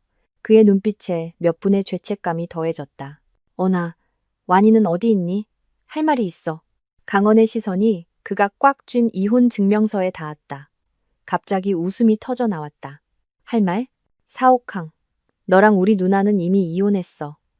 무슨 할 말이 더 있어? 사옥항은 그의 날카로운 증오와 조롱에 찔린 듯 아팠다. 그는 인내심을 갖고 말했다. 이혼은 내 본심이 아니었어. 강환과 나 사이에 오해가 좀 있어. 직접 만나서 설명하고 싶어. 오해? 강원은 화가 나서 눈이 붉어졌다. 사옥항, 3년간의 냉대, 내 외도와 납치 협박, 내 추락과 두 다리, 강씨 가문에 대한 위협, 어느 것 하나가 오해라는 거야? 이혼하기 싫다고? 밖에서 상간녀를 두고 그 여자를 데려와 우리 누나를 모욕했잖아. 넌 그저 우리 강씨 가문이 만만해서 그런 거 아니야? 사옥항, 나 강원이 비록 사업에는 재능이 없지만 강씨 가문 전체를 걸고서라도 네가 강환을 함부로 치부하는 걸 용납하지 않을 거야. 꺼져. 우리 강씨 가문은 널 환영하지 않아. 앞으로 강씨 가문과 사씨 가문은 불구대천의 원수야. 그 말을 끝으로 그는 즉시 경호원들을 불러 사옥항을 바닥에 내동댕이 치고 두들겨 팼다. 다 때린 후에는 그를 밖으로 내던졌다. 사옥항은 저항하지 않았다. 그는 문 밖에 서서 휴대폰을 들어 강환에게 전화를 걸었다. 저편에서는 영원히 차가운 통화 중 신호음만 들렸다. 곧 강씨 가문 대문이 다시 열렸다. 가정부 한 명이 팻말 하나를 들고 나와 대문 옆에 꽂았다. 사옥항과 걔는 출입 금지. 밤이 깊어졌다. 클럽의 룸에서 사옥항은 계속해서 술을 입에 들이부었다. 멀리 앉아있던 두 사람이 의아한 표정으로 말했다. 너 허청당한테만 빠져 있었잖아. 강환이 이혼했으니 그 여자한테 기회가 온 거 아니야? 뭐가 그렇게 불만이야? 맞아. 3년 동안 강환한테 무관심했으면서 허청당 때문에 상처까지 줬잖아. 이제 그 사람이 떠났는데 이 꼴은 누구 보라고 하는 거야? 사옥항은 손을 멈추고 그들을 쳐다보았다. 너희들 대체 누구 형제야? 왜 다 강환 편만 들어? 우리가 형제니까 강환을 위해서 한마디 하는 거야. 두 사람은 눈빛을 교환했다. 사옥항, 3년 동안 넌 강환에게 무심했지만 강환이 너한테 잘해준 거 정말 못 느꼈어? 재계에서 강환이 너한테 푹 빠진 거 모르는 사람 없어. 내 위가 안 좋아서 그 애가 온갖 노력을 다해서 궁중 약선 비법 전수자를 찾아내 3개월이나 걸려서 위를 보호하는 비법을 배웠어. 매일 직접 주방에 들어가서 널 위해 준비했잖아. 너 스스로 생각해봐. 최근 몇 년간 위장병 앓은 적 있어? 사옥항은 멍해졌다. 갑자기 강환이 사씨 집에 온 후 집의 위를 보호하는 약선 요리가 추가되었다는 것이 생각났다. 그는 효과가 있다고 생각해서 집안의 가정부에게 매일 만들어서 회사로 보내달라고 했다. 그것이 그를 위해 찾아온 비법이었다니. 형제가 말을 이었다. 내 결벽증이 그렇게 심한데 재계에서 누가 너랑 어울리고 싶어 하겠어? 그 부자들과 명사들 너랑 만날 때마다 기분 상했잖아. 그때마다 강환이 사후에 직접 찾아가서 너 대신 사과하고 수습했어. 사옥항은 다시 멍해졌다. 그는 지난 3년간 재계에서 자신의 평판이 다소 좋아졌다는 것을 회상했다. 네가 아플 때마다 강환이 직접 간호했어. 2년 전에 해외 출장에서 바이러스에 감염되었던 거 기억나? 네가 혼수 상태로 격리되었을 때 강환이 방호복을 입고 24시간 내내 내 곁을 지켰어. 결과적으로 네가 좀 나아지자마자 그 애가 전염돼서 쓰러졌지. 사옥항은 목이 메었다. 그는 몰랐다. 그가 깨어났을 때 강환은 이미 없었다. 할아버지가 그녀의 이름을 언급하자 그는 차갑게 말을 끊었다. 그리고 네가 출장에서 산사태를 만났을 때 그 애가 현장으로 달려와서 미친 듯이 손으로 널 파냈어. 그만해. 사옥항이 갑자기 그의 말을 끊었다. 가슴이 격렬하게 오르내렸고 두 눈이 충혈되었다. 그 일들을 너희는 어떻게 알아? 형제는 말했다. 이 일들, 재계에서 모르는 사람이 어딨어. 사옥항, 3년 동안 넌 계속 강환과 그의 모든 것을 배척했어. 넌 이미 내 마음을 닫아버렸다고. 강환이 떠난 게 차라리 잘된 일이야. 사옥항, 너는 그의 사랑을 받을 자격이 없어. 그 말은 마치 뺨을 세게 때리는 것 같았다. 그의 얼굴뿐만 아니라 그의 마음속까지 파고들었다. 그 순간 그가 무시했던 수많은 세부 사항들이 모두 떠올랐다. 그녀 손의 물집, 열이 났을 때 붉게 달아오른 뺨, 붕대에서 피가 배어나오는 손가락을 안고 있던 모습. 그는 항상 강환이 자신을 사랑한다는 것을 알고 있었다. 그녀가 그를 보는 눈빛은 항상 조심스러웠고 기대로 가득 차 있었다. 하지만 그는 몰랐다. 그녀가 그의 등 뒤에서 그렇게 많은 일을 묵묵히 해왔다는 것을. 사옥항의 심장이 그 순간 맹렬하게 수축했다. 숨쉬기조차 힘들 정도로 아팠다. 그는 벌떡 일어나 밖으로 나갔다. 하지만 한 룸을 지나갈 때 그는 익숙한 이름을 들었다. 허청당. 최근에 일 잘했어. 사씨 가문의 협력 몇 개를 성공적으로 망쳤잖아. 강환은 이미 사옥항이랑 이혼했고 네가 순조롭게 사씨 집에 시집 가면 우리 형제들 잊지 마라. 사옥항은 걸음을 멈추고 그 자리에 섰다. 허청당의 어조에는 전례 없는 냉담함이 묻어 있었다. 내가 당신들에게 진 빚은 다 갚았어요. 약속했던 일도 다 끝냈고요. 이제 그 사진과 영상들을 돌려주세요. 앞으로 우리는 각자의 길을 가요.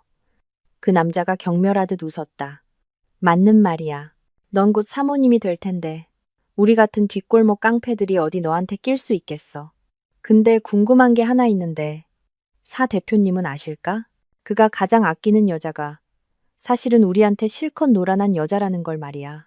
하하하. 허청당의 목소리가 날카로워졌다. 닥쳐.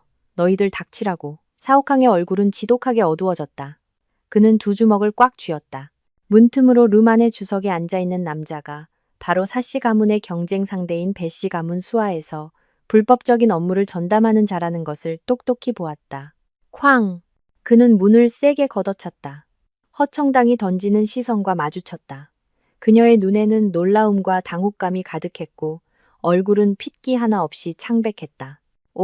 옥항씨, 내 말 좀 들어봐요. 설명할게. 눈물이 순식간에 쏟아져 나왔다. 이것은 그녀가 한 번도 보인 적 없는 진실한 감정이었다. 이번에는 정말로 두려웠다. 룸 안의 남자들이 웃으며 일어섰다. 우리는 사 대표님의 사적인 일 처리에 방해되지 않겠습니다. 몇 사람이 차례로 떠나고 허청당은 사옥항을 붙잡으려 했지만 그가 피했다. 그녀는 눈물을 글썽였다. 옥항 씨, 정말 당신이 생각하는 그런 게 아니에요. 할아버지 병치료 때문에 사채를 빌렸다가 그들한테 얽히고 협박당한 거예요. 어쩔 수 없이 몇 가지 일을 했지만 당신에 대한 내 감정은 진짜예요. 옥항 씨, 제발 날 믿어줘요. 난 정말 당신을 사랑해요. 내 과거 때문에 당신에 대한 내 사랑을 부정하면 안 돼요. 우린 진심으로 사랑했잖아요. 그렇죠? 당신의 결벽증이 그렇게 심한데 오직 나를 대할 때만 발작하지 않았잖아요. 옥항 씨, 당신은 나에게 생리적으로 끌리는 거라고요. 우리는 천생연분이에요. 그렇죠? 그녀는 사옥항의 손을 꽉 잡았다. 하지만 다음 순간 그녀의 손은 그에게 거칠게 뿌리쳐졌다. 그 순간 사옥항은 그가 닿았던 피부가 마치 개미에게 물어뜯기는 것처럼 느껴져 온몸이 불편했다. 그는 항상 휴대하던 소독 티슈를 꺼내 꼼꼼히 닦았다. 허청당은 벼락을 맞은 듯 했다. 그녀는 떨리는 목소리로 말했다. 사옥항, 지금 이게 무슨 뜻이에요? 사옥항의 얼굴에 그녀가 한 번도 본 적 없는 냉담함이 드러났다. 보시다시피 내 결벽증이 발작했어. 그는 비웃었다. 허청당, 우리 끝났어. 그 말을 끝으로 그는 몸을 돌려 떠나며 동시에 비서에게 전화를 걸었다. 허청당의 과거를 조사해봐. 그리고 배씨 가문과의 관계도. 사옥항은 차에 앉아 운전대를 세게 내리쳤다. 클럽에서 일어난 모든 일을 회상하며 강환과 허청당, 이 두 이름이 그의 신경을 끊임없이 갈갈이 찢었다. 그가 허청당 같은 여자를 위해 강환을 상처 입혔다는 생각에 그는 자신에게 주먹을 날리고 싶었다. 사옥항은 떨리는 손으로 담배 한 개비를 피웠다. 머릿속에는 온통 강환의 슬프고 고통스러워하며 히스테리하게 굴던 모습만이 가득했다. 그가 한때 귀찮고 이해할 수 없다고 생각했던 그 장면들이 지금은 모두 날카로운 칼날이 되어 그의 심장을 사정없이 찔렀다. 담배 한 개비가 다 타들어가자 사옥항은 강환과 함께 살던 빌라로 돌아왔다. 강환의 방으로 가서 그의 침대에 몸을 던졌다. 그는 본능적으로 피하고 싶었고 소독하고 싶었지만 침대에서 풍겨오는 은은한 향기가 놀랍게도 그의 고통과 죄책감으로 고문받던 신경을 잠시나마 진정시켜 주었다. 그의 뇌리에 강환이 웃으며 그를 바라보던 모습이 떠올랐다. 그날 밤 그는 강환의 침대에서 깊이 잠들었다. 다음 날 정오, 비서가 허청당의 파일을 사옥항의 사무실 책상 위에 조용히 올려놓았다. 사옥항은 무표정하게 다 읽고 갑자기 책상을 세게 내리쳐 큰 소리를 냈다.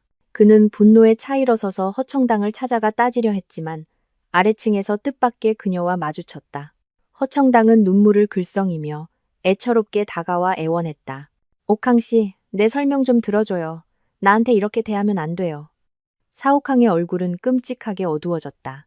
그를 밀치려던 참에 통제불능의 대형 트럭 한 대가 그들을 향해 질주해왔다. 허청당은 재빨리 반응하여 그를 옆으로 밀쳤다. 옥항씨, 조심해요. 그녀가 차에 치여 날아가는 순간 그녀의 시선은 여전히 사옥항에게 고정되어 있었다. 눈에는 깊은 애정과 약간의 안도감이 묻어 있었다. 사옥항은 잠시 멍해졌다. 곧 허청당에게 달려가 그를 안아 일으키려 했지만 바닥에 핏자국을 보자 무의식적으로 한 걸음 물러섰다. 그는 그 장면이 너무 더럽다고 느꼈다. 사옥항은 즉시 구급차를 불렀고 기다리는 동안 비서에게 이 교통사고의 진상을 조사하라고 지시했다. 허청당이 병원에서 깨어났을 때 하늘은 이미 어두워져 있었다. 그녀는 사옥항이 침대 옆에 앉아 있는 것을 보고 손을 뻗어 그를 만지려 했다. 옥항씨, 괜찮아요? 하지만 이어서 그녀는 사옥항의 얼음장같이 차가운 눈빛과 마주쳤다. 허청당, 교통사고 한번 일으키면 상황이 바뀔 거라고 생각했나? 허청당의 얼굴이 순식간에 창백해졌다. 눈에는 절망과 실망이 가득했다. 그녀는 떨리는 목소리로 변명하려 했다. 오해예요, 옥항씨. 사옥항은 비웃으며 손에 든 자료를 그녀의 몸에 세게 던졌다. 이미 다 조사했어. 교통사고의 진실은 물론 내 과거까지. 허청당, 넌 입만 열면 거짓말이야. 진실이라고는 한마디도 없어. 할아버지가 위독해서 사채를 빌렸다고 했지만 실제로는 내가 위독한 할아버지를 버리고 그의 치료비를 훔쳐 도박을 했더군. 다 잃고 나서는 사채를 빌렸고 결국 내 자신까지 팔아서 배씨 가문과 결탁해 일부러 나에게 접근했어. 사옥항은 눈을 질끈 감았다. 주먹을 꽉 쥐었다. 자신이 허청당을 위해 했던 모든 일, 그를 위해 바쳤던 모든 것, 심지어 그를 위해 강환을 몇 번이고 상처 입히고 그가 자신과 단호하게 이혼하게 만든 것을 생각하니 분노에 사리가 치밀었다. 사옥항의 눈이 핏발이 섰다. 그는 허청당의 목을 힘껏 졸랐다. 잠시 후 허청당의 얼굴이 붉게 달아올랐다.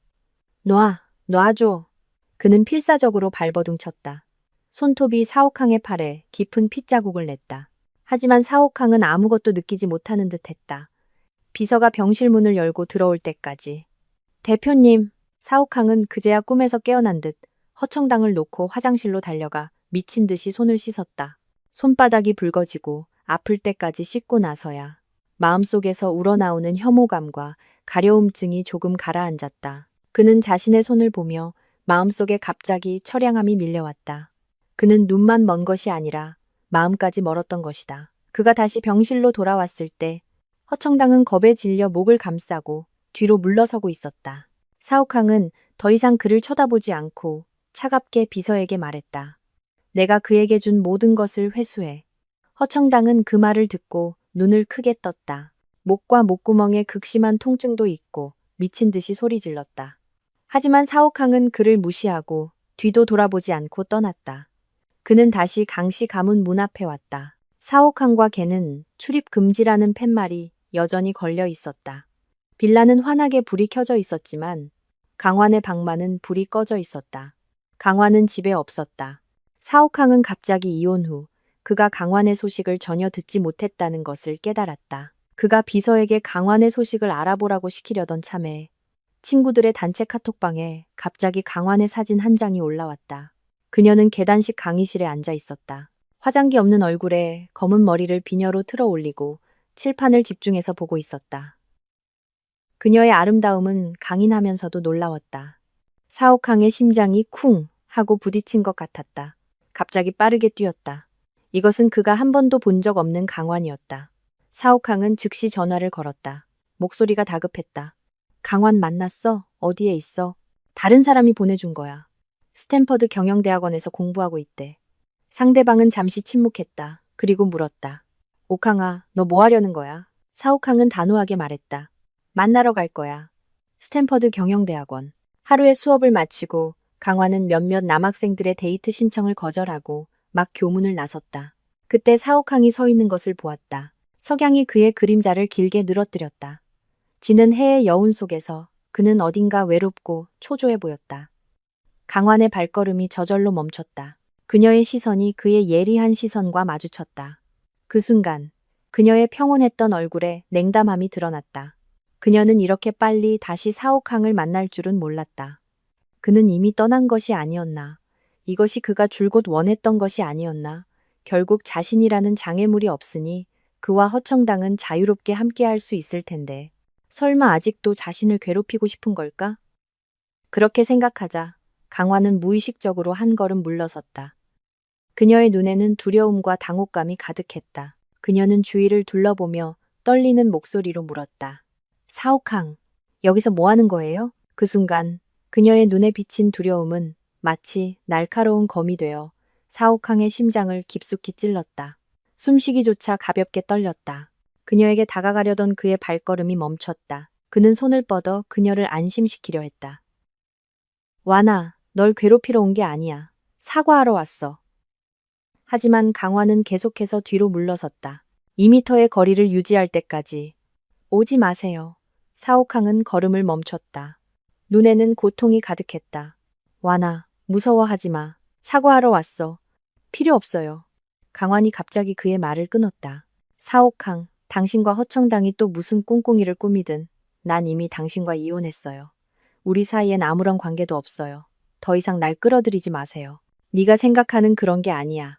사옥항이 설명했다. 완아, 나와 허청당은 이미 끝났어. 그 여자가 나한테 접근한 건 다 계획된 거였어. 그의 목소리는 진심으로 가득했다. 완아, 미안해. 이제야 깨달았어. 네가 날 위해 얼마나 많은 것을 바쳤는지. 그만해요. 강환이 다시 그의 말을 끊었다. 그가 온 마음을 다해 사옥항을 위해 바쳤던 그 과거를 그는 더 이상 언급하고 싶지 않았다. 사옥항, 당신과 허청당 사이에 무슨 일이 있었든 난 당신의 사과도 필요 없어요. 난 그냥 당신이 내게서 멀리 떨어져서 내 삶을 방해하지 않기만을 바랄 뿐이에요. 그 말을 끝으로 그녀는 몸을 돌려 서둘러 떠났다. 원래 따라가려던 사옥항은 그녀의 황급한 모습을 보고 억지로 걸음을 멈췄다. 그녀가 그를 두려워하고 증오하고 배척한다는 것. 이 인식은 사옥항의 마음을 사정없이 쥐어짰다. 고통스러웠다. 이제서야 그는 자신의 소행이 강환에게 얼마나 큰 상처를 주었는지 깨달았다. 한때 온 마음과 눈이 그로 가득 찼던 여자가 이렇게 변하게 만든 것이다. 그는 더 이상 그녀를 방해해서는 안 되었다. 사옥항은 몸을 돌려 떠났다. 귀국 후 그가 가장 먼저 한 일은 친구들을 불러 술을 마시는 것이었다. 그는 지난번보다 더 심하게 마셨다. 한 잔, 또 한 잔. 곧 눈이 흐릿해졌다. 입에서는 계속 미안해라는 말만 되뇌었다. 몇몇 친구들이 보다 못해 앞으로 나서 그의 술잔을 빼앗았다. 사옥항, 그만해. 사람 다 네가 밀어냈는데 술 마신다고 뭐가 달라져? 네가 10,000번 사과한다고 해도 예전에 그 사람한테 준 상처는 못 메워. 사옥항, 정신 차려. 사옥항은 붉게 충혈된 눈을 들었다. 목소리가 쉬어 있었다. 그럼 내가 어떻게 해야 그 사람을 되돌릴 수 있어? 루마는 정적에 휩싸였다. 사옥항의 눈에 비친 한 줄기 희망이 조금씩 어두워져 갔다. 완전히 꺼질 때까지. 한참 후에 누군가 입을 열었다. 지금은 뭘 해도 늦었어. 서로 좀 진정할 시간을 가져. 다른 사람이 입을 열었다. 사옥항, 넌 정말 강환을 사랑하는 게 맞아? 넌 다른 사람을 사랑할 능력이 있긴 한 거야? 그 말은 마치 찬물을 끼얹는 것 같았다. 그를 완전히 깨어나게 했다. 그날 밤, 그는 강환이 살았던 방에서 꼬박 밤을 새웠다. 날이 밝은 후 그는 처음으로 스스로 심리치료사를 예약했다. 시간은 쏜살같이 흘러 3년이 훌쩍 지났다. 이 3년 동안 사옥항은 강환의 시야에 직접 나타나지 않았다. 대신 다양한 경로를 통해 묵묵히 그녀의 동태를 살폈다. 그의 심했던 결벽증은 꾸준한 치료 끝에 마침내 완치되었다. 그는 각종 비즈니스 행사와 만찬에 빈번하게 참여하며 자신의 상태를 조절하려 노력했다. 오직 강환이 귀국했을 때 새로운 모습으로 그녀를 맞이하기 위해서였다. 마침내 그는 강환이 귀국한다는 소식을 들었다. 그녀가 강원과 함께 최신 비즈니스 서밋에 참석한다는 것을 알게 되었다. 사옥항은 흥분해서 밤새 잠을 이루지 못했다. 서밋 당일에는 더욱 일찍 도착해서 시시때때로 입구를 쳐다보았다. 마침내 강환이 휠체어에 앉은 강원을 밀며 천천히 회장 안으로 들어왔다. 그녀는 몸에 잘 맞는 고급 맞춤 정장을 입고 적절한 자신감과 매력을 발산했다. 3년 전, 항상 그의 곁에서 묵묵히 동행하던 그 내성적인 아내와는 완전히 다른 사람이었다. 그녀는 사진보다 더욱 빛났고 거의 순식간에 모든 남성들의 시선을 사로잡았다. 그들은 시선을 뗄 수 없었다. 사옥항의 눈가가 촉촉해졌다. 이어서 강렬한 질투심이 밀려왔다. 그는 옷매무새를 가다듬고 자연스럽게 앞으로 다가가 손을 내밀며 인사를 건넸다. 강환 씨, 오랜만입니다. 하지만 등 뒤에 감춘 그의 주먹은 이미 긴장으로 땀에 흠뻑 젖어 있었다. 강환의 시선이 그에게 닿았다. 3년 전의 놀라움과 원망은 없었다. 오직 차가운 무관심만이 남아 있었다. 사 대표님, 오랜만이네요. 그 한마디에 사옥항의 마음속 열정이 순식간에 식어버렸다. 그녀는 손을 내밀지 않고 강원을 밀며 여유롭게 그의 곁을 지나갔다. 사옥항은 그녀의 뒷모습을 바라보았다. 눈에는 실망감이 드러났지만 결국 따라가지 않았다. 서밋 내내 사옥항은 마음이 불안했다. 시시때때로 강환의 방향을 쳐다보았다. 강씨 가문의 발표 시간이 되자 강환이 강원을 대신해 무대에 올랐다. 그녀가 입을 열자 그 자리에 있던 모든 사람들의 눈이 휘둥그레졌다. 모든 사람들의 주목 속에서 그녀는 전혀 주눅들지 않고 조리 있게 자신의 관점과 견해를 표현했다. 사옥항은 그렇게 자신감 있고 당당한 그녀를 보며 마음속에 3년간 억눌렀던 그리움과 갈망이 거의 정점에 달했다. 그는 다시 그녀에게 다가가고 그녀를 소유하고 싶다는 강렬한 욕망에 사로잡혔다. 강환의 귀환은 재계에 작은 파문을 일으켰다. 3년 전 강씨 가문에 일어났던 일들은 아직도 생생했다. 강씨 가문과 사씨 가문은 완전히 관계를 끊었고 강씨 가문 문 앞에 사옥항과 개는 출입 금지라는 팻말은 아직도 걸려 있었다. 강화는 당시에 거의 굴욕을 안고 떠났다. 2, 3년 동안 간혹 사옥항이 강환의 소식을 계속 기다리고 있다는 소문이 돌았지만 모두들 개의치 않고 웃음거리로 삼았다. 강환은 이런 사실을 전혀 몰랐다. 그녀는 강원과 함께 강씨 가문의 거실에 앉아 부드럽게 그의 머리를 쓰다듬고 그의 머리를 자신의 가냘픈 어깨에 기대게 했다. 언아, 3년 동안 고생 많았어. 두 사람의 눈이 모두 붉어졌다. 조용한 거실 안, 분위기는 따뜻하고 행복했다. 이 3년 동안 강원은 마치 다른 사람처럼 변했다. 그는 모든 취미를 끊고 온전히 가족 사업에 몰두했다. 놀랍게도 꽤 잘 해냈다. 하지만 강화는 알고 있었다. 그녀의 동생은 마음 깊은 곳에서는 여전히 자유를 갈망하는 소년이라는 것을. 그리고 그의 다리는 강화는 부드럽게 그의 머리를 쓰다듬었다. 이제부터 강씨 가문 일은 내가 맡을게. 이미 세계 최고 권위의 전문가에게 연락했고 내 병세에 대해서도 다 알아봤어. 수술 일정까지 다 잡아놨어. 언아, 네가 다리 치료를 마치면 돌아와도 좋고 네가 하고 싶은 일을 해도 좋아. 누나는 영원히 널 응원할 거야. 바로 그때 검은색 세단 한 대가 강씨 가문의 저택 문 앞에 멈춰섰다. 사옥항은 차 안에 앉아 손에 든 담배가 깜빡거렸다. 담배꽁초가 바닥에 흩어졌다. 아침 햇살이 나타나자 그는 차를 몰고 떠났다. 다음 날 강씨 가문은 강환이 가족 사업을 전면적으로 총괄할 것이라고 발표했다. 소식이 전해지자마자 사옥항은 즉시 회사에서 강씨 가문과 거래 관계가 있는 프로젝트를 선별하여 강씨 가문에 협력 의향서를 제출했다. 이 3년 동안 그는 계속해서 강씨 가문과의 관계를 회복하려 했지만 매번 화해 시도는 강원에게 무정하게 거절당했다. 그러나 이번에는 그는 강씨 가문으로부터 회담 초청을 받았다. 억제할 수 없는 흥분된 마음으로 사옥항은 신속하게 강씨 그룹으로 달려가 회의실 수석 자리에 앉아있는 극도로 냉담한 강환을 만났다. 회의 내내 협력을 성사시키기 위해 사옥항은 계속해서 양보했다. 마침내 협력 사안이 확정되었다. 회담이 끝난 후 강환은 예의 바르게 고개를 끄덕이고 비서에게 손님을 배웅하라고 지시하고는 자신은 먼저 회의실을 떠났다. 사옥항은 따라가려 했지만 비서에게 저지당했다. 그가 사무실을 지나갈 때 안에서 강원의 분노에 찬 목소리가 들려왔다. 누나, 왜 사씨 가문이랑 협력하는 거야? 우리한테 다른 선택지가 없는 것도 아니잖아. 강환의 목소리는 물처럼 평온했다. 사업적인 관점에서 볼 때 사씨 가문은 현재로서는 최적의 파트너야. 난 단지 사업적 이익에 기반해서 결정을 내린 거야. 왜 그렇게 흥분해? 어떻게 흥분하지 않을 수 있어? 강원의 목소리에는 약간의 아픔이 묻어 있었다. 3년 전의 그 일들, 난 절대 잊지 않을 거야. 누나, 왜 아직도 그 사람이랑 엮이는 거야? 설마 아직도 그 사람한테 감정이 있는 거야? 사옥항의 마음이 순간적으로 긴장했다. 눈에는 약간의 기대감이 스쳤다. 하지만 문틈으로 그는 강환이 살짝 미소 짓는 것을 보았다. 그 미소는 마치 빙산 위에 핀 설련화처럼 차갑고 뼈에 사무쳤다. 언아, 내가 평생 혼자 살지언정 절대 사옥항은 돌아보지 않을 거야. 사옥항은 그 자리에 얼어붙은 듯 서 있었다. 마치 얼음굴에 있는 것 같았다. 강환의 입꼬리에는 온기가 없었다. 사업은 이익을 위해 하는 거야.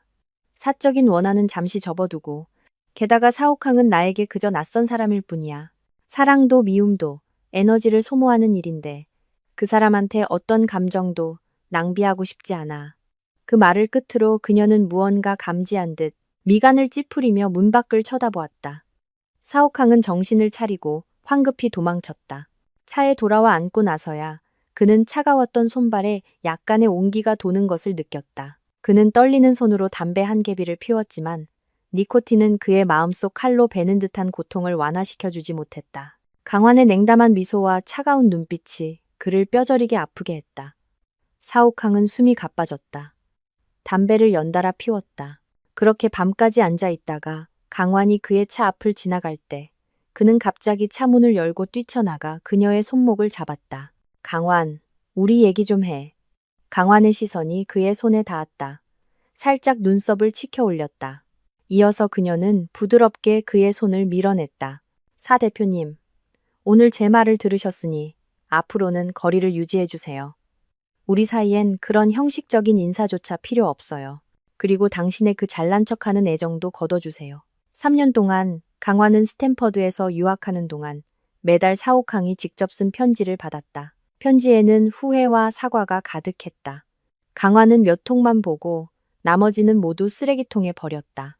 그는 사옥항의 소식을 묻지 않았지만 몇몇 친구들을 통해 그와 허청당의 결별, 그리고 그가 심리 치료를 받고 있다는 것을 알게 되었다. 처음 그 소식을 들었을 때 그녀의 마음속에는 약간의 통쾌함과 아쉬움이 있었고 분노에 눈이 멀기도 했었다. 하지만 시간이 흐르면서 모든 감정은 평온해졌다.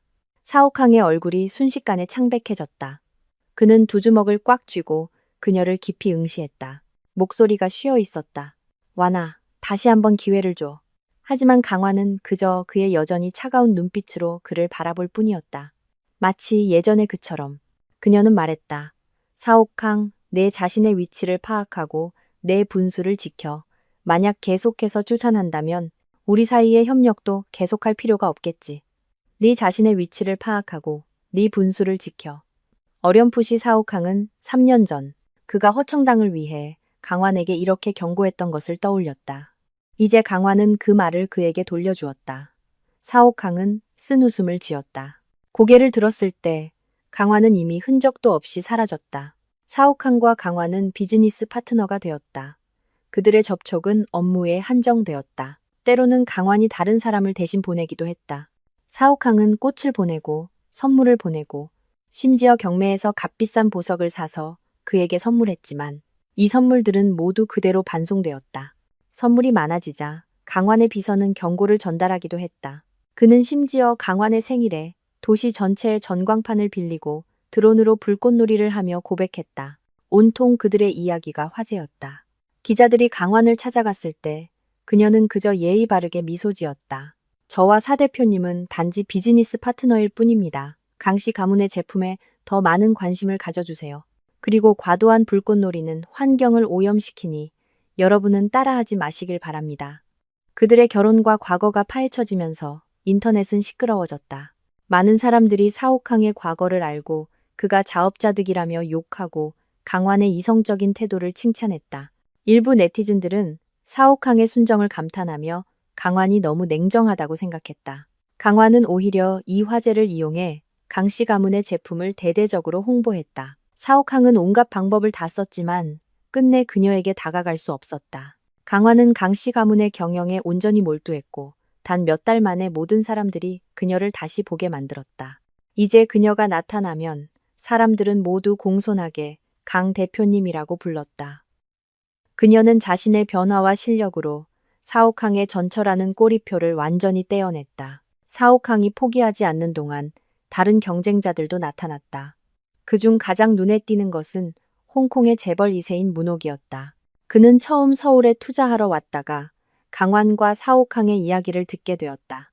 강환과 접촉한 후 그는 그녀에게 깊이 매료되어 공개적으로 구애했다. 그리고 강환의 그에 대한 태도는 사옥항에 대한 것보다 훨씬 좋았다. 한동안 사람들은 모두 사옥항의 웃음거리가 되기를 기다리고 있었다. 바로 그때 사씨 가문의 할아버지가 위독해졌다. 임종 직전에 강환을 한 번만 보고 싶어 했다.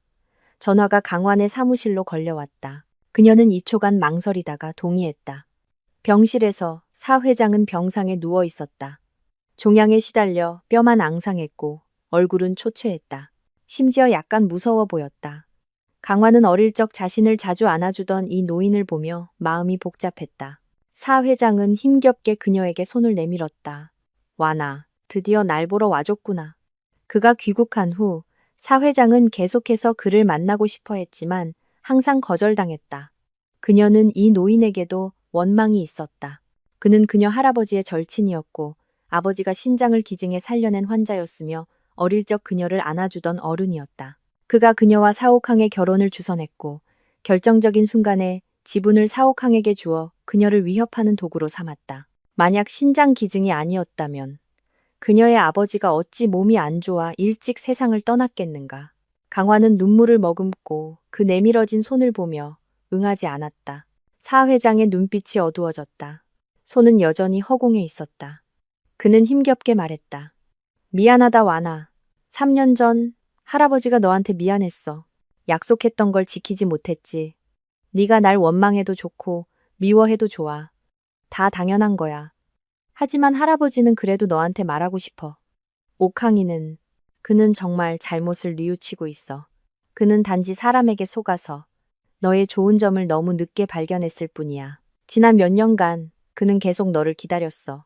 그는 점점 힘겨워했다. 한 글자 한 글자가 숨 가빴다. 완아, 다시 한번 기회를 주면 안 되겠니?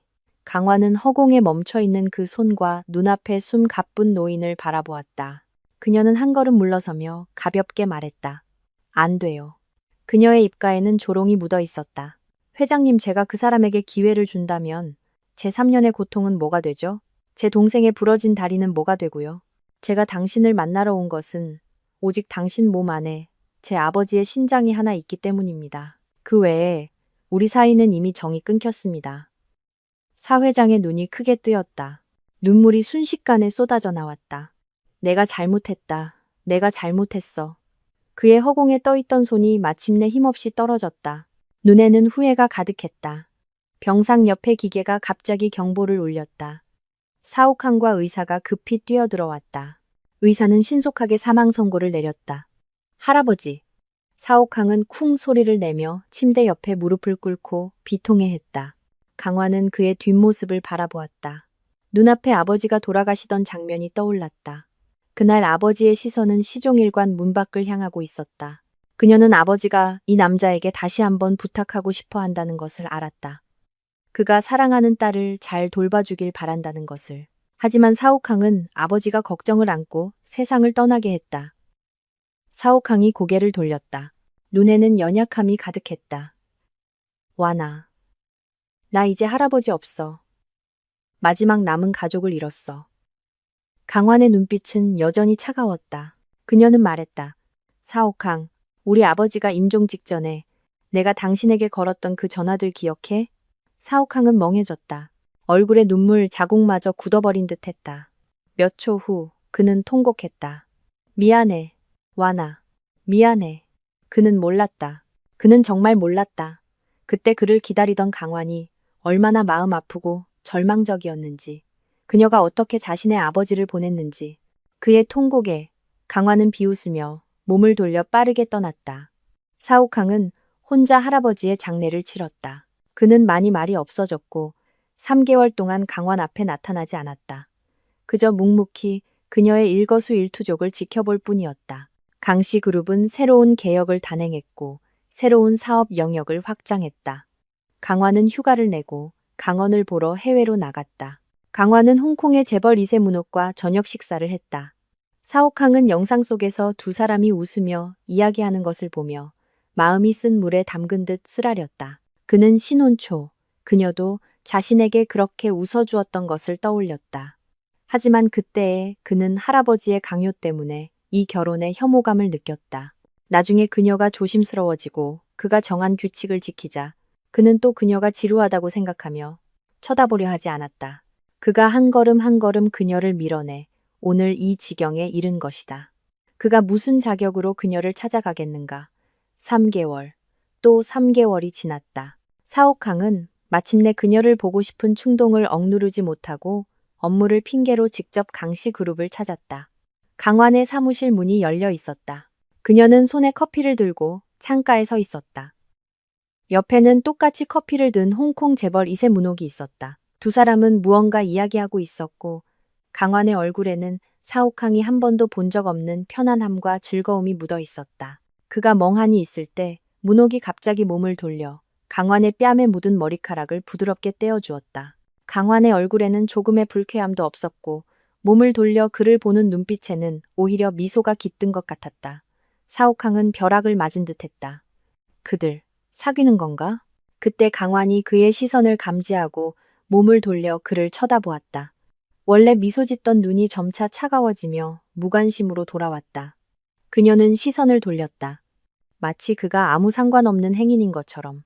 사옥항은 순간적으로 만 개의 화살이 심장을 꿰뚫는 듯한 고통을 느꼈다.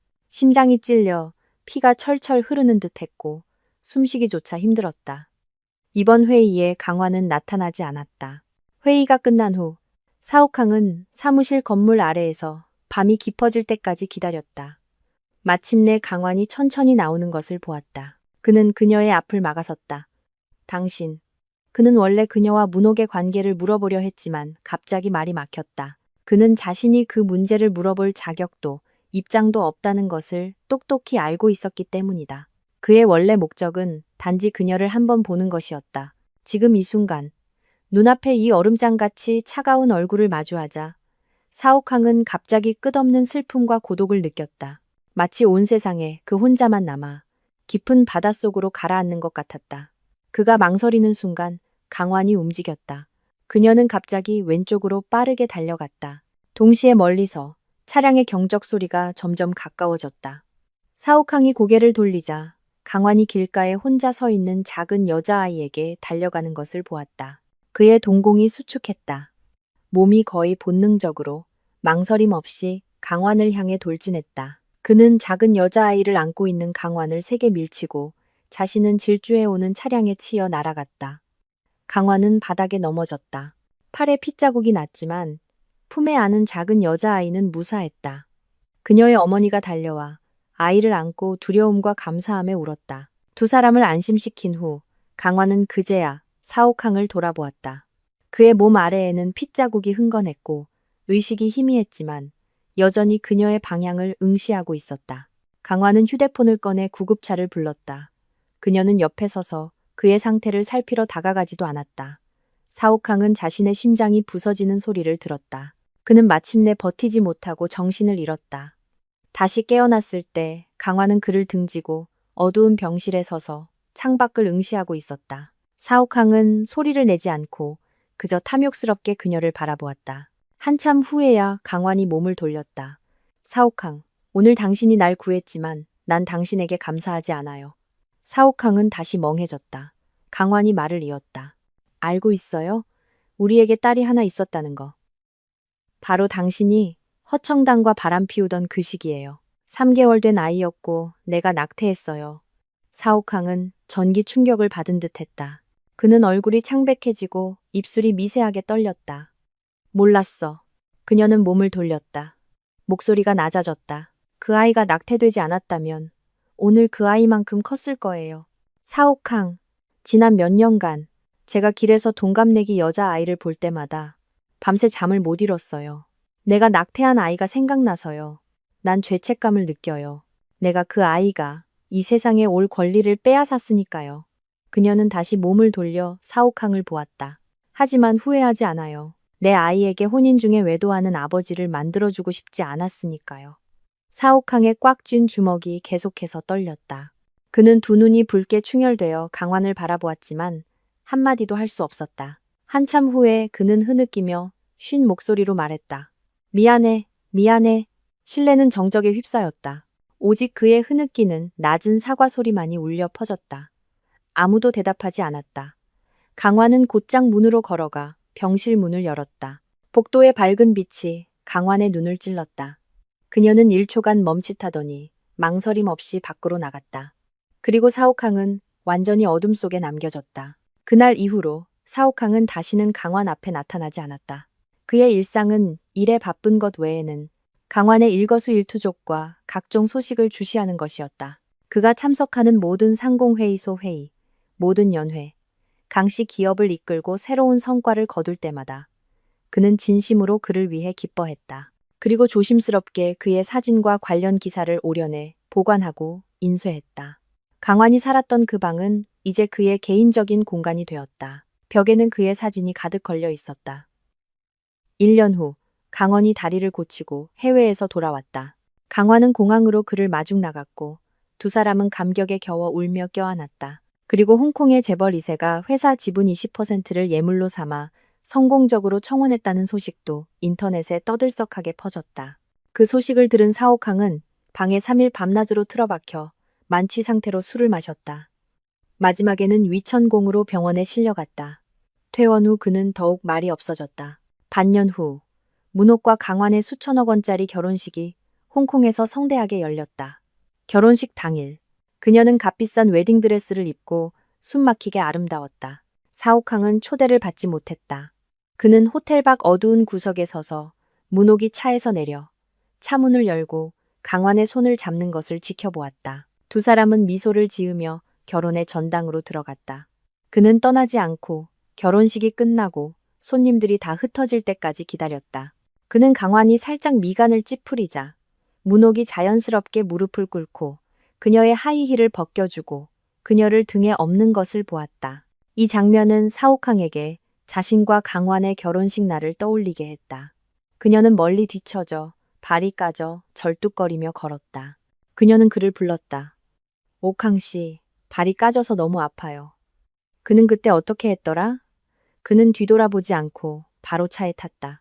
사옥항은 자신의 심장이 피를 흘리는 것을 느꼈다. 그는 멀리 문옥의 등에서 달콤하게 웃는 강환을 보며 갑자기 웃었다. 얼굴 가득 눈물이 흐르도록 웃었다. 그 순간 그는 진심으로 그를 축복했다. 그가 행복하기를 바랐다. 또 1년이 지났다. 강환이 임신했다. 아내를 끔찍이 아끼는 문옥은 일찌감치 그를 위해 국제 정상급의 임산부 케어팀을 불렀고 매일 정시에 퇴근하여 그를 동행하고 함께 산책했다. 나중에 강환이 출산했다. 출산 당일 문옥은 분만실에 들어가 동행했고 문씨 가문과 강원은 모두 분만실 밖에서 초조하게 기다렸다. 사옥항은 병원의 비상계단에서 담배를 연달아 피웠다. 분만실에서 아기의 울음소리가 들려오고 간호사가 딸이라고 알리자 분만실 밖에서는 환호와 걱정의 소리가 울려 퍼졌다. 사옥항은 비상계단에 숨어서 창자가 끊어질 듯 울었다. 그는 그들이 잃어버린 딸을 떠올렸다. 나중에 그는 병원의 기록을 확인하고 그 작은 얼굴을 보았다. 사옥항은 더 이상 강환의 모든 것을 주시하지 않고 모든 정력을 일에 쏟아부었다. 그는 여전히 비즈니스계의 전설적인 인물이었고 사씨 기업은 그의 지도 아래 나날이 번창했다. 그는 스포트라이트 아래 서서 꽃에 둘러싸여 영광으로 가득 찼다. 하지만 수많은 깊은 밤, 그는 강환의 사진이 가득 걸린 방에 누워 잠 못 이루는 밤을 보냈다. 3년 후 그가 홍콩으로 출장을 갔을 때 빅토리아 항구에서 예쁜 드레스를 입은 작은 여자아이와 우연히 마주쳤다. 그녀는 환하게 웃으며 장난감을 들고 빠르게 달려오다가 그의 다리에 부딪혔다. 그 강환과 똑 닮은 작은 얼굴을 보며 사옥항은 멍해졌다. 마음속에 이름 모를 슬픔이 밀려와 눈물이 핑 돌았다. 작은 여자아이가 고개를 들어 그를 보았다. 아저씨, 왜 울어요? 어디 아파요? 사옥항은 무릎을 꿇었다. 아저씨 괜찮아. 아저씨가 한번 안아봐도 될까? 작은 여자아이는 고개를 저었다. 경계하며 한 걸음 물러섰다. 안 돼요. 아빠 엄마가 모르는 사람이 안아주면 안 된다고 했어요. 그때 강환이 인파를 헤치고 달려와 작은 여자아이를 번쩍 안아들었다. 사옥항을 보고 그녀는 살짝 멍해지더니 이내 예의 바르면서도 서먹한 미소를 지으며 몸을 돌려 떠났다. 사옥항은 그녀가 아이를 교육하는 목소리를 들었다. 아가, 앞으로는 그렇게 빨리 뛰면 안 돼. 엄마가 거의 못 따라갈 뻔했잖아. 아빠는? 작은 여자아이의 목소리가 인파를 뚫고 들려왔다. 사옥항은 그녀가 가리키는 방향을 따라 정장을 입은 문옥을 보았다. 강환의 목소리에는 의아함이 묻어 있었다. 중요한 회의 있다고 하지 않았어? 어떻게 왔어? 문옥은 그녀의 손에서 아이를 받아 한 손으로는 아이를 안고 다른 한 손으로는 그녀의 허리를 감쌌다. 회의 후반부는 부사장한테 맡겼어. 당신들하고 같이 있고 싶어서 왔어. 오가는 인파가 사옥항의 시야를 가렸지만 그는 여전히 그 자리에 서서 그 세 식구가 떠나는 뒷모습을 오랫동안 바라보았다. 그는 다시 서울로 돌아왔다. 그 춥고 생활의 흔적이라곤 없는 집으로 고독과 침묵은 거의 그의 삶의 상징이 되었다. 그는 남은 인생을 아마 이렇게 보낼 것이라고 생각했다. 얼마나 살 수 있을지 그냥 그렇게 살아가겠지.